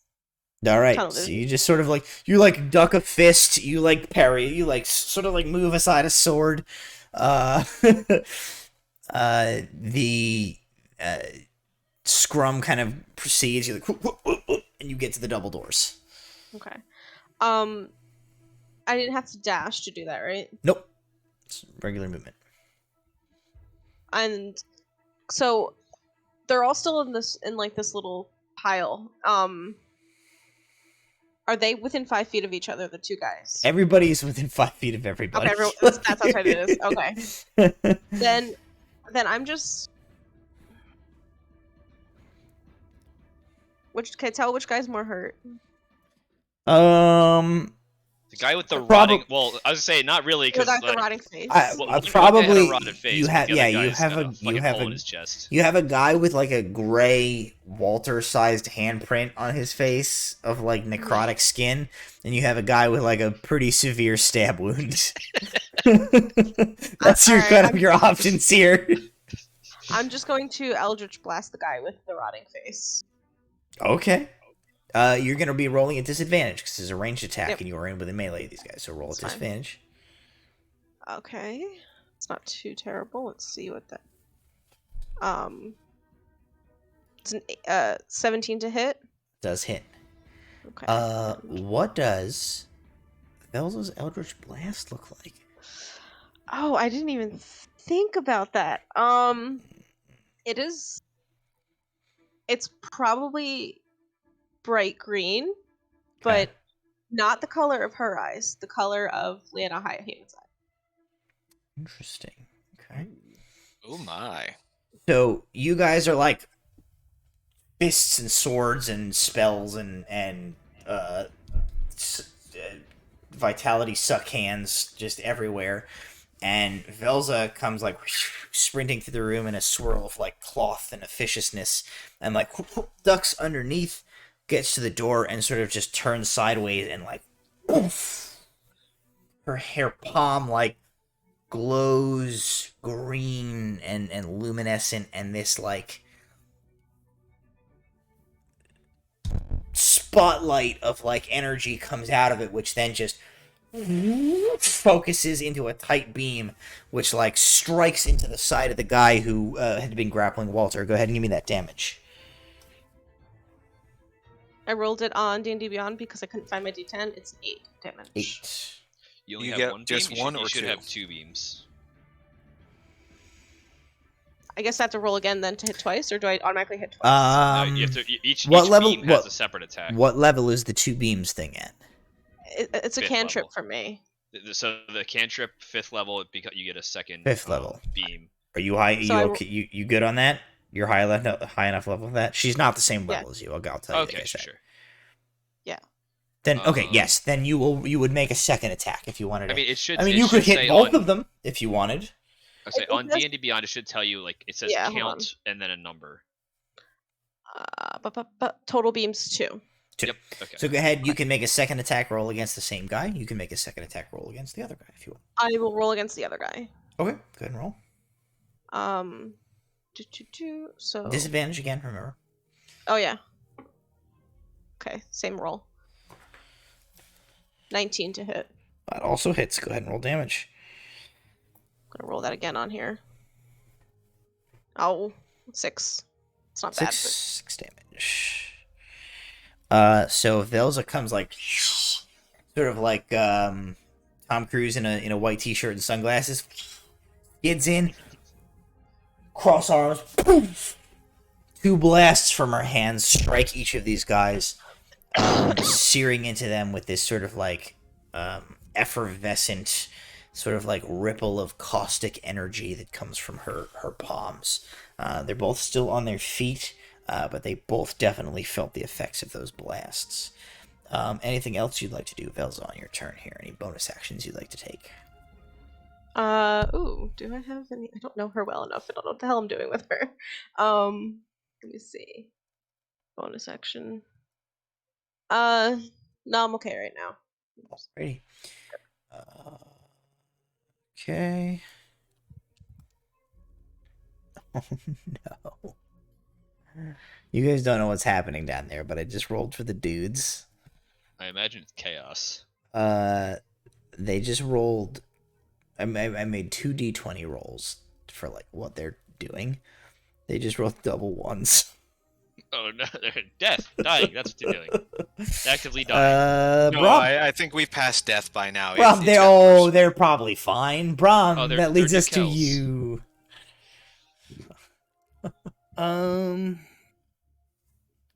I'm going to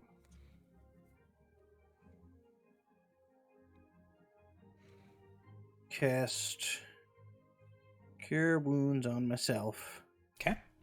at 3rd level. Alrighty. Go ahead and roll that healing for yourself.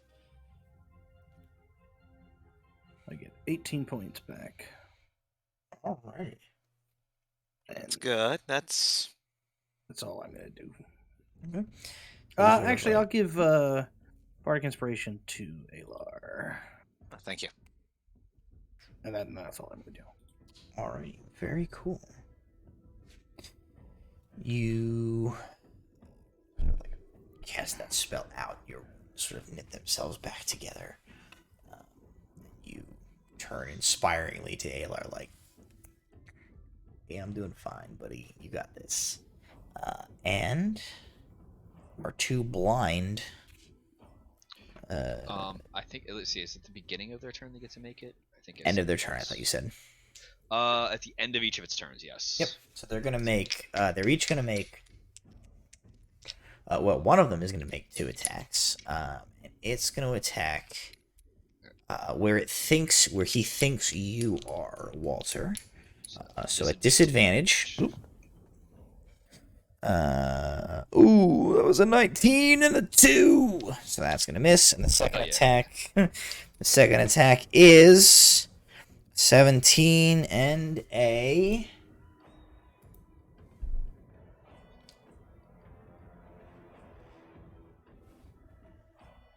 12. Total of a 12. Total of a 12. AC is 14. That is Okay, a miss. 2 misses. He's just like swinging blindly, trying to like cut it at the source of this blindness. The other one is going to.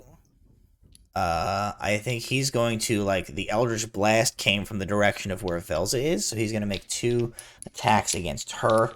Unarmed strike.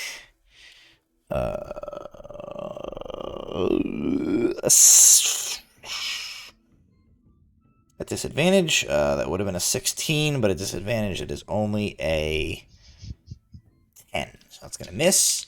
Ah. And the second one is a critical failure. Yay. Punches himself in Himself. his own crotch.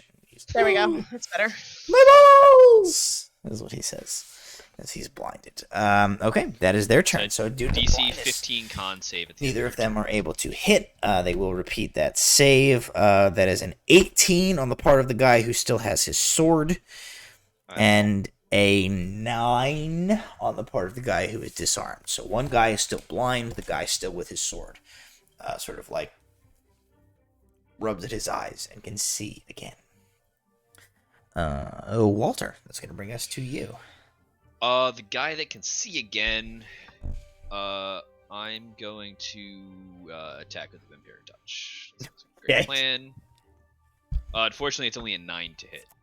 Not going to do it. Um, You reach out and he like punches the inside of your elbow. Like, keep you from touching him. it's like, no, thank you. Yep, that's all I got. Okay. I don't think there's any point in moving unless like I'm redirecting this towards somebody else. So. Alrighty. Aelar, top of the order. One guy can see again, it seems. One guy still appears to be blind and doesn't have a sword. Okay. Well, the guy who can see sees me stab him. That's a 19 to hit. That definitely hits. Once again, casting Booming Blade. Is he Oh. considered engaged right now?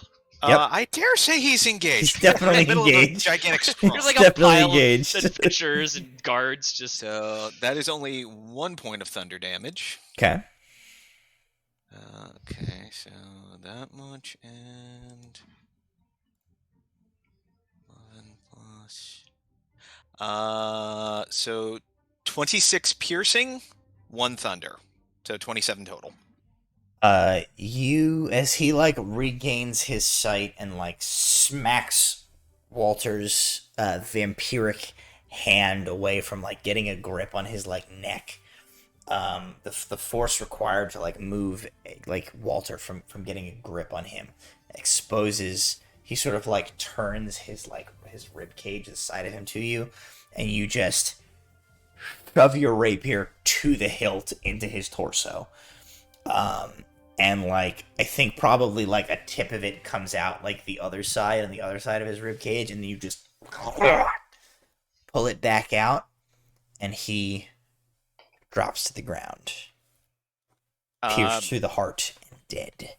Aelar glances at Velza and says a surprise curse in Draconic. Okay. Because of he's just seen her break out the Eldritch Blast. Okay. I Alrighty. just smirk at him in response. I say nothing. Well, it is your turn, in fact, Velza, as he has just dropped one of your 2 combatants in front of you. I then just I'm just sticking with what's worked. I'm gonna Eldritch Blast the other guy again twice. Okay. Roll at disadvantage for both shots, Disadvantage. as you're in melee. He's blind, so it would I think Straight it'd be roll. a straight shot. Straight roll. Okay. Is it right? I don't know if blinded. No, versus I actually grants don't advantage. think so. Okay. I don't think it Um, does again. It might against melee, but she's making a range attack. Okay, fair enough. Fair enough. I'll check that. 15 to hit. I believe that is just enough to hit. Yes, a 15 will hit. Okay. No, any attack roll. Shit. All right, so Well, straight it's- roll. Well, okay, you hit. So make Yeah, your yeah. second attack with just straight roll then. Okay. That one's definitely gonna miss. It's only like an 8. An 8 will not hit, no, unfortunately. But Okay. one hit successfully. And then so I'll hit the. Yeah, it's only 3 points of damage. Right. Don't know where all my d10s have gone. It's sort of like a baby, just like a baby Eldritch Blast. Yeah. Just some light It's like an chin eldritch. music. It's like an It is eldritch spritz. Eldritch spritz. Okay, so the Eldritch Spritz successfully hits that guy. Bram, it's gonna bring us to you. So one of these dudes is down. The other is blinded. but kind of still on his feet.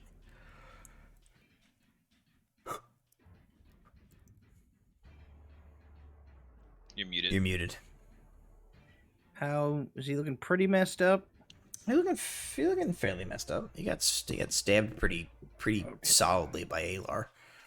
I'm going to hit him with the rapier. Okay. I haven't touched that one. Everybody else has. So that's gonna be No, I think this is the first one that you stabbed originally. I've been concentrating on knife dude, not We've been crisscrossing the dudes. Yeah. They're all kind of. 22 to hit. 22 definitely hits, yes. Is that with advantage? No.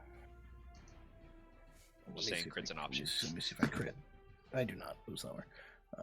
It's because Senior Chopasso is a +8. Senior Nice. Chopasso. It's Chopasso! Okay. Get it right! Yeah, Chopasso. Chopasso! So that's 6 points of regular damage, and then I'm going to Psychic Blades.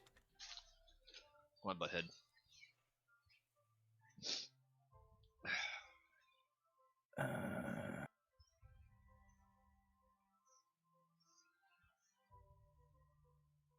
If I can figure out where Psychic Blades is.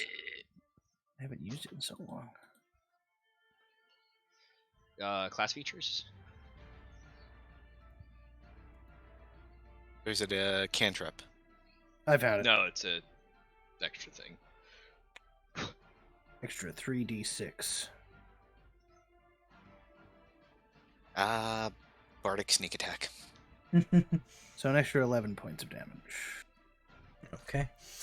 So you rapier into him, and like discordant sort of chord reverberates in his skull, but he is still upright as you stab into him, and that's gonna make it his turn. Oh shit! You know what I forgot to do last round? I forgot to roll to see if he saved his shit, which he didn't. So he's still blinded. He's gonna make 2 attacks at disadvantage against Bram as the last one to stab him. That's sort of, he's just like lashing out at the closest thing he can figure out. Oh my, he would have critted, but instead he gets a 5. Nice. So he misses, and his second attack, he would have critted again, but instead he only gets a 25. Oh, only a 25. He rolled a 19 and a 20. Okay. So he is gonna hit you, Bram. He hits you for 6 points of piercing damage and another Constitution saving throw.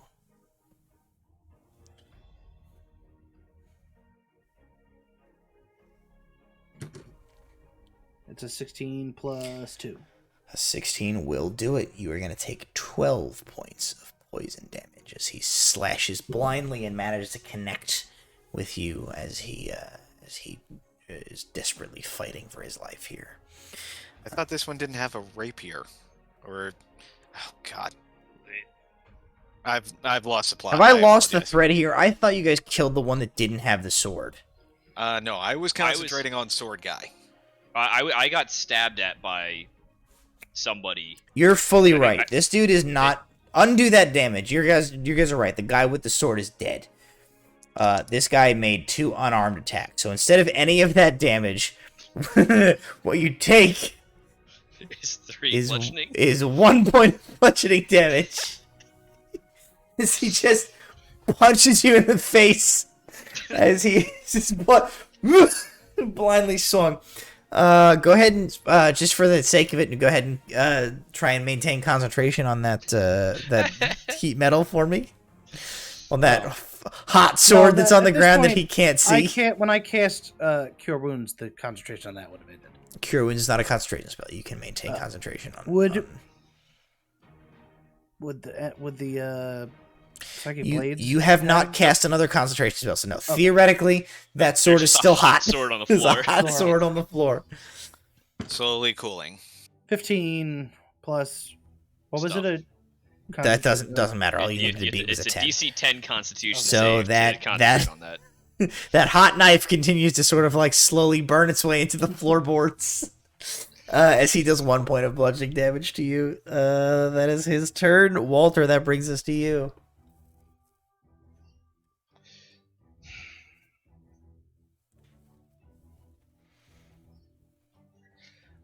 It's time, isn't it? What I want to do is Mage Hand pick up that knife and give it back to this guy. What I'm going to do is I'm going to attack with the vampiric attack. Roll the hit. Vampire Advantage. strike attack. You know what? I should have just picked up the knife. It's a 10 to hit. Oh wait, no, it's advantage. That's right. Advantage, yes. Because he's still blind. That's Yes. somehow an 11 to hit now. Not quite gonna do Rolled a it. 3 and a 4. He's kind of like flailing at this point, trying to keep anybody from getting too close to him, so you don't manage to kind of get into his. I'm gonna look forlornly his at the threat knife, range. I guess. You Why look do you like forlornly bags so much. at the knife, which for some reason seems to like bags a lot. And Aelar, that brings us to your turn. All right. Attack 1. That's that. And better.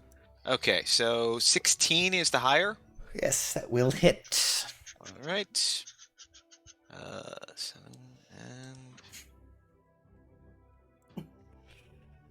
and 22 points of piercing damage. Christ. As my Aelar is watching them, everyone try to hit him, like stab, and Stab. I move toward the door. Just So he's stabbed. He is still up. He's still on his feet. You're at the door at this point, kind of next to him, as he's like holding his newest knife wound, sword wound. And that is going to bring us to Bram. Bram, that is your turn. Okay, it's still Still on his feet. kicking. Still kicking. Wait, is it Brom's turn or my turn? Oh, I'm Don't sorry. I It's go after Vel's. Yes, it is Vel's I turn. was gonna say. I mean, two words I'm- are close. I was very confused just now, and I wasn't paying attention because my friend's still laughing at the cat. Vel's turn. sorry, my Oh. 50 Yeah, I also exists. blame. Yeah, I also blame the cat for the fact that I can't keep track of initiative. I'm just distracted. Okay. 2 shots of Eldritch Blast at the guy. Alright. He First just one bit me in the misses. throat. First one misses. Second one hits with a 18 plus thing. Yes, that will hit. 3 more points of damage. Whatever. Okay. So he like is thunked with this Eldritch Blast and sort of like bangs backwards into the double doors, kind of like up against them.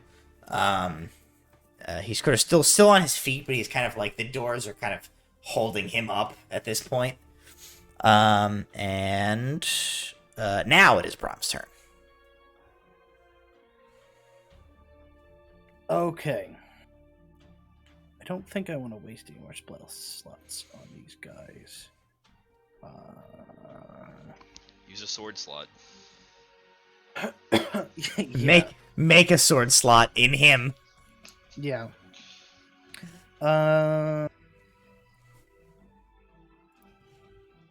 Yeah, I'm just gonna stab him. I was maybe gonna fool around with the Bandora, but it's 15 to hit. It's yes. That hits. Roll damage.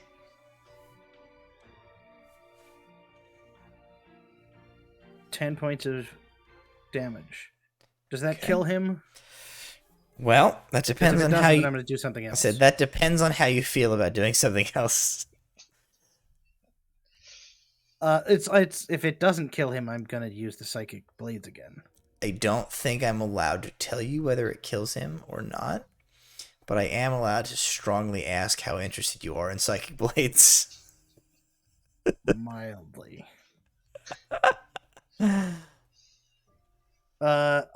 Fine. Are you feeling bardic inspired to use those psychic blades? Yeah. Psychic blades. What did we say? It was 3d6. Yep. Bum, bum, bum. 6 more points of damage. Brom, he slammed back into these double doors. And you leap forward, ram your rapier, Senor Chapasso, as I have just remembered, is the sword that you're using. I remember that a couple of weeks ago when I made sure to change the name in D&D Beyond. So you slam the sword into him. She slides in. You feel it reverberate against the wood door out the back of him. And then you force a pulse of psychic magic through the blade. And he just coughs up a gout of blood. And you pull your sword back out. And he falls likewise, dead to the ground. Now, opening the way forward into the inner office behind you. Okay, Aelar's gonna kick the double doors open. Make an athletics check. This is gonna go horribly. They're pull doors. Probably. Yes, it does go horribly. That's a 2. Yeah, My they're foot definitely, hurts. they're for sure pull doors. You kick it open. Yep, Aelar's just gonna, hobble back a couple feet. I Of look at course. him. I look at him and just frown because it's my turn next, and I just pull open the door. You open the door. Okay, You I'm guys gonna are limp in, muttering curses in Draconic. you guys are out of combat at this point. So Okay. we'll exit combat. You sort of like roll the dead guy out of the way and open the doors. The people in the office, as you guys like open the doors and begin to proceed in, you hear them like a bunch of like scraping of chairs as people just like get up and begin to like flee the room at this point from behind you. You open the doors, you push into the inner office, and there is a lone individual inside, huddled at the back of the room. The man that you recognize, Walter, more than anybody. You guys kind of have only seen him from like a pretty significant distance. Walter, you have seen him closer up. This hook-nosed, elderly individual who is the acting station master of the Navirian Transit Station is like cowering in a corner. I did hear his name, but I can't remember what it was. Oh no, I also can't remember what it was. James. No, hang on. Fantasy James. No. Name is Fantasy James. Jamathawin.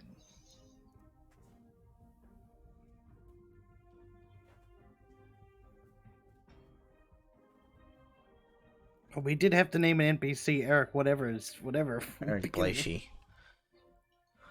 We're not gonna name the NPC after. He somebody did was ask.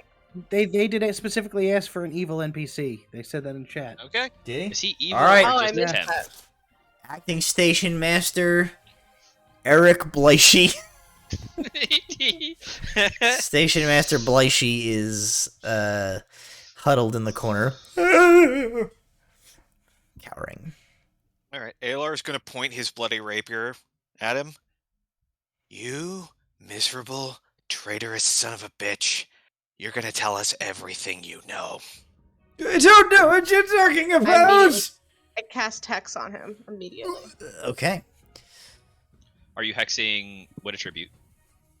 I It just forgot gives that a disadvantage on those checks. I know. We're gonna say,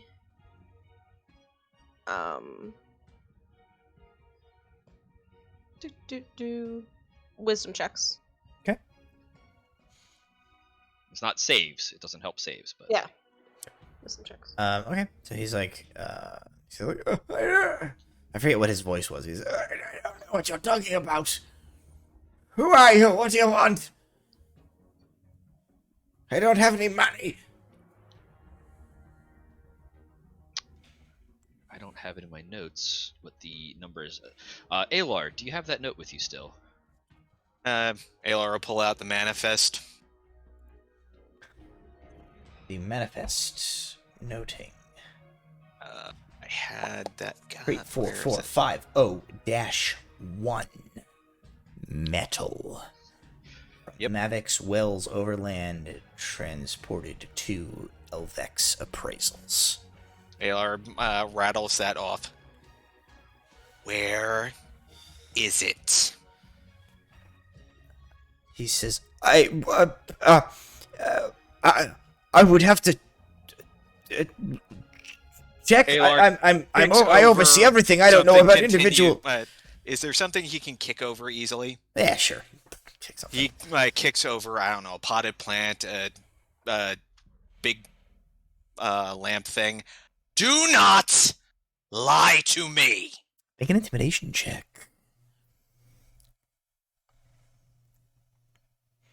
I really should be having Bram do this. God damn it, that's a 6. He says, fine. I'll tell you. He says, it's already left. It's been taken. Where? The original station master's house. That's where it's been taken to. He's going to glance at Bram because Bram's better at reading people than he is. Yeah, I kind of want an insight check. Yeah, do you want me to bring something? You guys can make an insight check if you'd like. Yes. Insight. Well, it's a +4. It's not great, but it's not the worst either. Well, I rolled a nat 1, so it doesn't matter. I got a 21, so that does matter. I mean, it's a 5, but it was still a crit fail.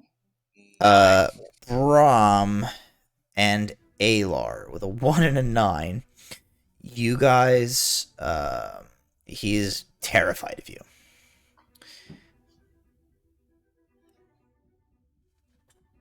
However,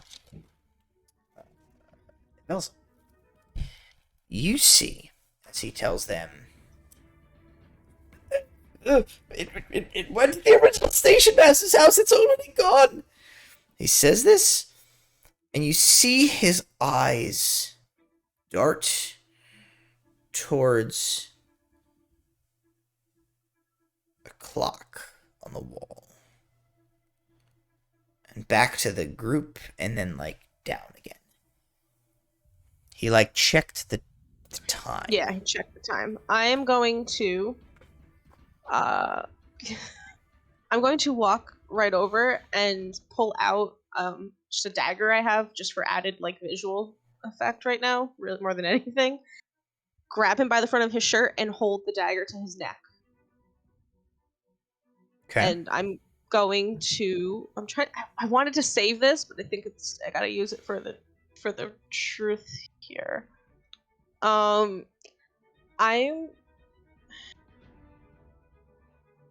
Question: when you make somebody frightened of you, they try to run away, or does that give me advantage on making them tell me the truth? I probably would, give you advantage on, intimidation checks.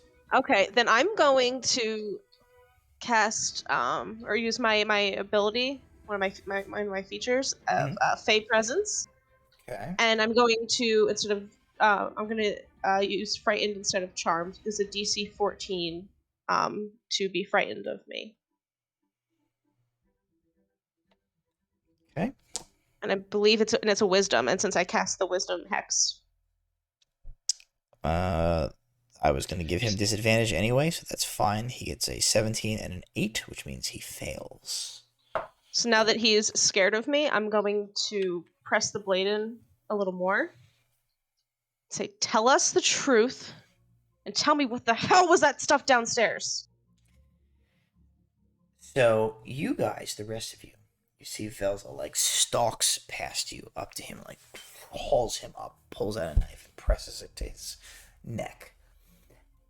And for a moment or two, the pair of them are still, and you guys from behind her, this is just a moment or two of stillness, but something in her expression, you don't know what, something you can see his face, even though you're looking at the back of her head, you see his face as this just the color just drains out of him, and his eyes go wide and his jaw goes slack, and he says,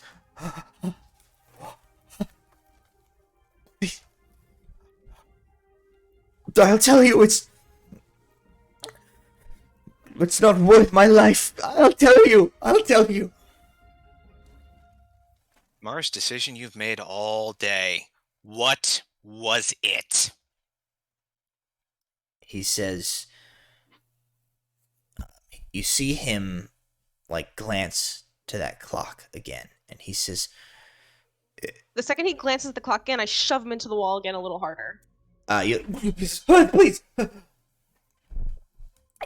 Talk faster. He says it's a delivery of a magical item. He says I don't know where he got it. Who's he says the Member of Parliament.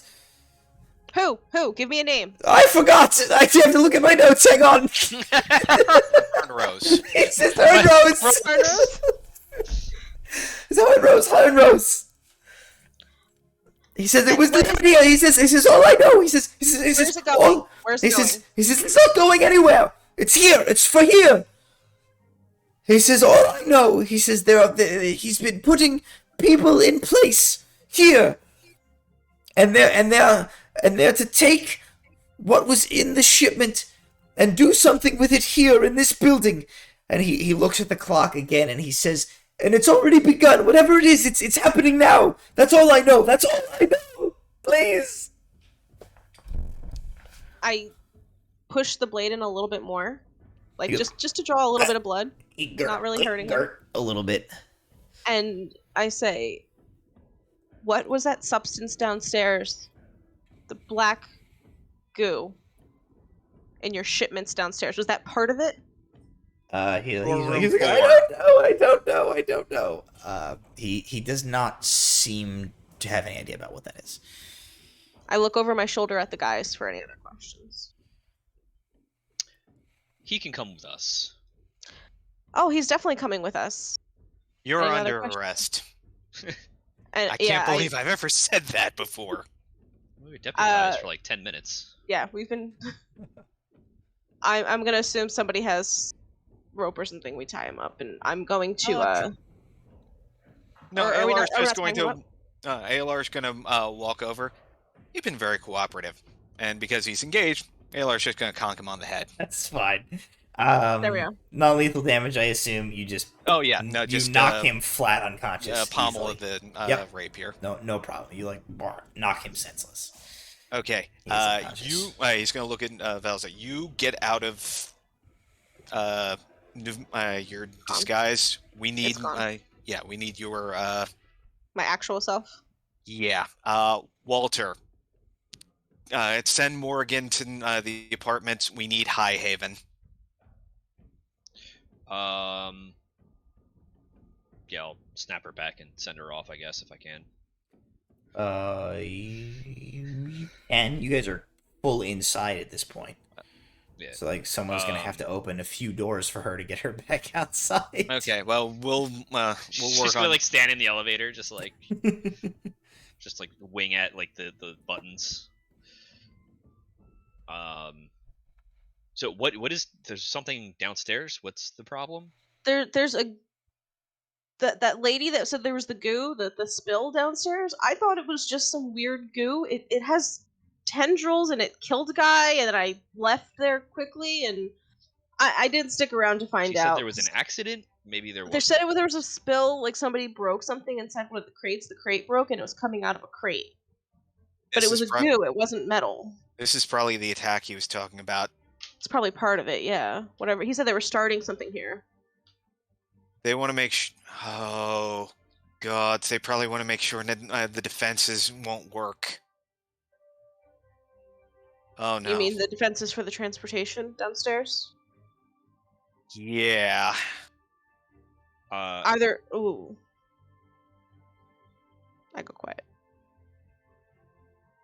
Oh, no. I'm going to... go to the corpse of the guy that was less lungly damaged. Okay. And I'm going to, like, say, you. How long were you supposed to wait here for?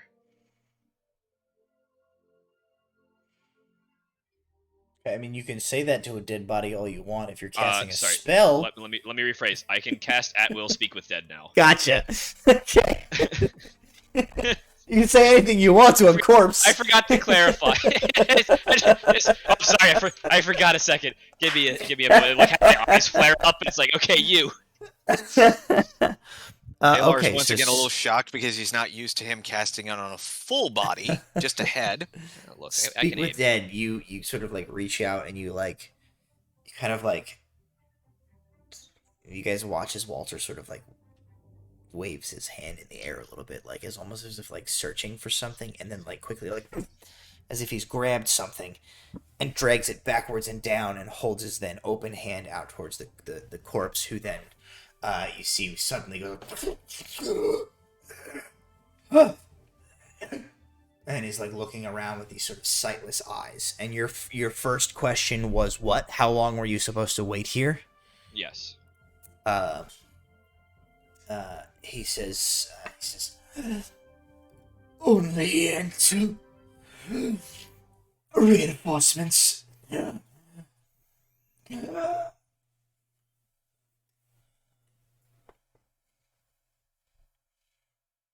Reinforcements means more coming. Are they coming through the Boy. transportation? Are they already here, or are they coming from somewhere else? He says,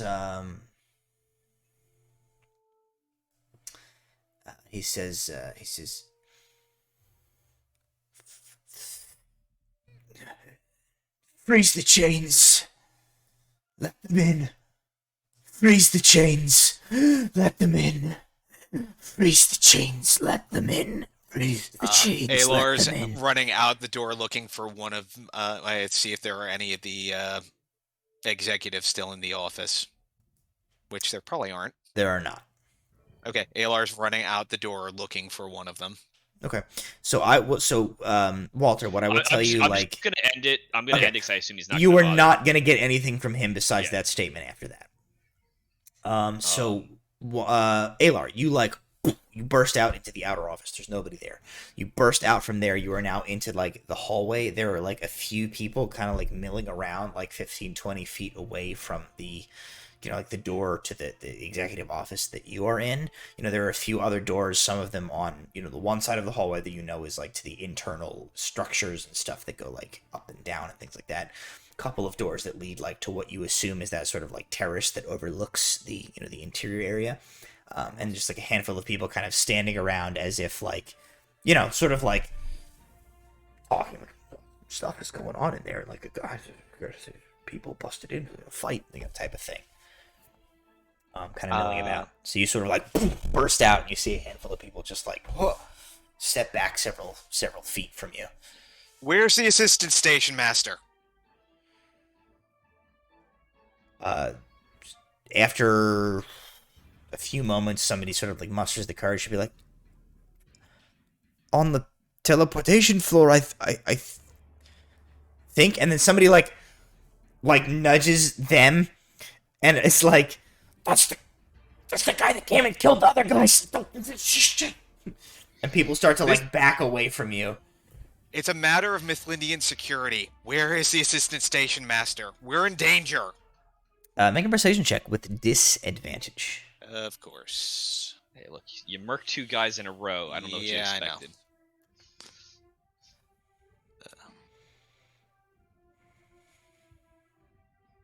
Of course. 3. People flat turn and run, just away from you. Yet. I would have run out after Aelar after making sure we had dumbass Sure. So same controlled. same I'm thing. assuming You walk out. someone's carrying him. You see people like running in either direction down this like curved hallway. There are doors that lead to that like catwalk that overlooks the whole where the big rock is and the area below and stuff like that. And there are doors like on the same side of the hallway as you that lead to whatever they lead to on the inside of this complex beneath ground. Did Highhaven give you any way to contact her in emergency? Yes. Yeah, I just don't remember what it was right now. Was it a I don't think we established it in game, but I'm telling you now. Yes, you have a way to contact High Haven. Okay. You're able to basically like conjure up a messenger sparrow and send it to her with a message. What am I saying to her? They're coming through the portal. Okay. Anything else? Make use of this. Brotherhood involved. I'll look at the others for confirmation. That's good enough. Yeah, Brotherhood of Artanis invading through portal. Send reinforcements. And she should go to protect the king. Okay.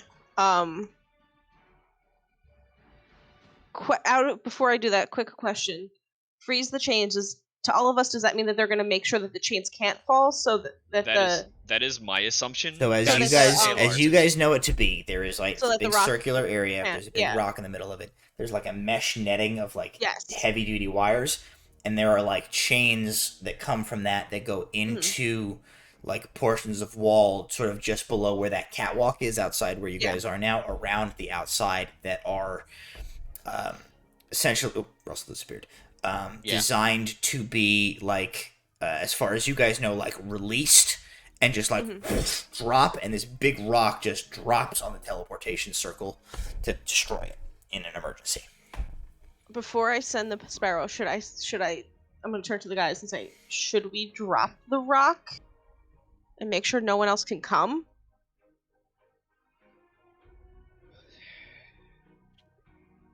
We don't know who's going to come through there. We should try to find how to and be prepared for it. Okay. But tell her we want to. Just tell her we'll be ready to drop the rock. Okay, I say exactly that. Brotherhood is invading, coming through the portal. Send reinforcements here. Protect the king. We're ready to drop the rock when we get your go ahead. Okay. Have confession. Hern Rose traitor. Have confession. Hern Rose traitor. Okay.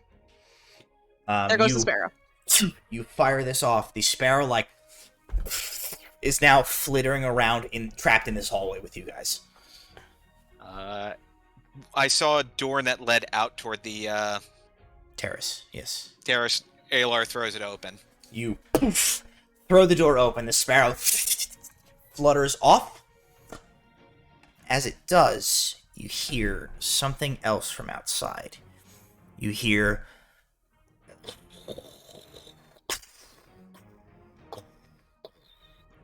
the telltale sound of the massive stone circular pieces of the floor rotating and locking into a set of coordinates beneath you on the floor below. Something is happening downstairs.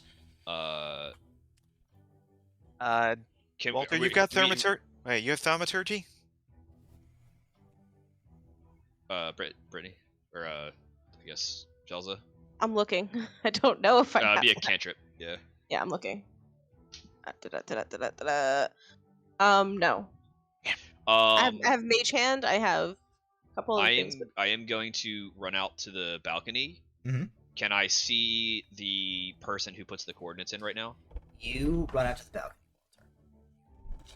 Slam your hands. Look down below. You can see the like curvature of that rock held in this netting is obscuring part of your vision, but there's two things that you see happen. You look below, and you see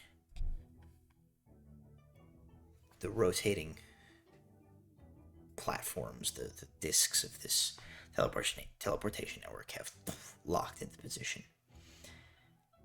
You catch out of your peripheral, you see just below the terrace that you are on, where the massive chains of this netting, this metal netting that holds this boulder up, go into the like openings in the wall. You see like an access hatch near them, at one that is like kind of a little ways away from you around the curvature of this. You see an access hatch open, and you see a pair of individuals wearing the uniforms of the Midlandian Transit Network at this access hatch, and they are in the process of like backing away from it, and you can see that it appears that they have inserted something into like one of these massive links of chain where it comes out of the opening. A maybe 2 foot long cylindrical metallic colored like plain unadorned rod has been stuck into the link of this chain. You see these guys here. Arcana? Hang on a second. Okay. You like notice this, you look around, you see the access points at other connections where this chain all around is. You see those hatches are open, and there are people in uniforms doing similar things around all of the points of this, where this chain comes out of this wall. And then you look down, and the coordinates lock into place. An operator at the station that runs the teleportation network finishes the process, and a portal opens up, and figures begin marching through.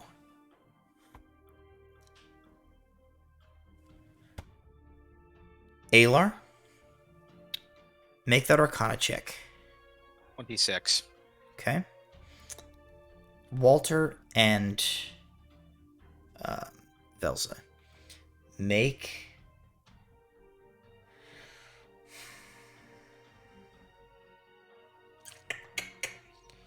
history check is not appropriate here. Just make just roll me a d20 plus your intelligence.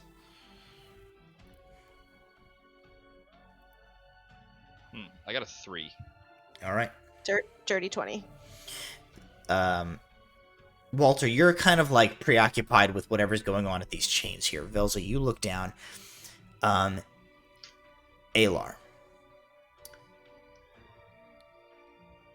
you've never seen one of these before. They're not particularly common.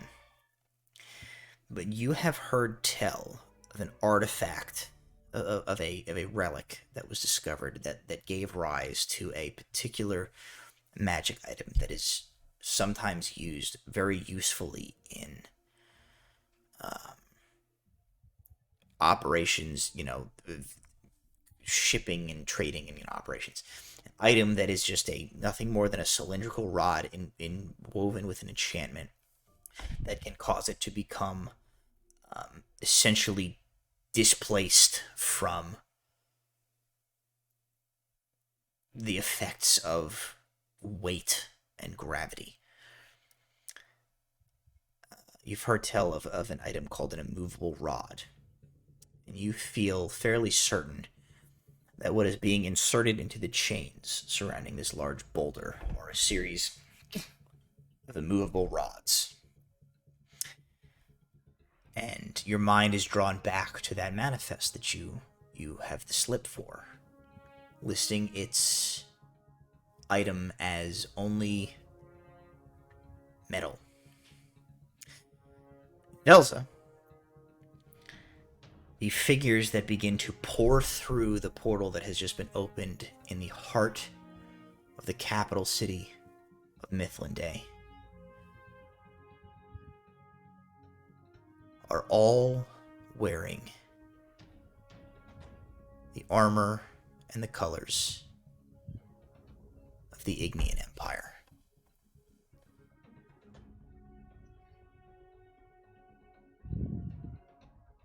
The invasion force begins to pour through the portal. And you are perhaps the only ones close enough to put a stop to it. And that is where we will end tonight's session.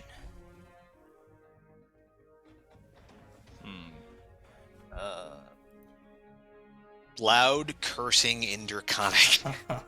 Loud cursing in everything I speak.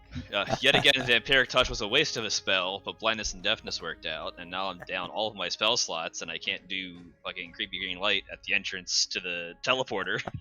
got So one. lemmings them to victory. Creepy Yeah, green light. What? It's, sickening radiance. I got one prick, and it's only gonna slow him down briefly. Oh No. boy. As operatives of what you believe to be the Brotherhood of Artanis sabotage the defense mechanism of the Nuvirian teleportation networks, emergency drop a rock on the bad guys maneuver, a literal legion of Ignean Imperial army begin to flow through into the transit station and head out towards the city. You have sent your message off towards Leanna Highhaven, warning her to get the message to the king. And we will see how things progress from there next time when we join the Fool's Errant on their continued journeys. So thank you guys at home for sticking with us tonight. Thank you guys, my players. Our cameras have been messed up for 15 minutes as we lost Bram. I'm Thank you somehow guys. still halfway in the picture. Jason has somehow managed to cut himself off still.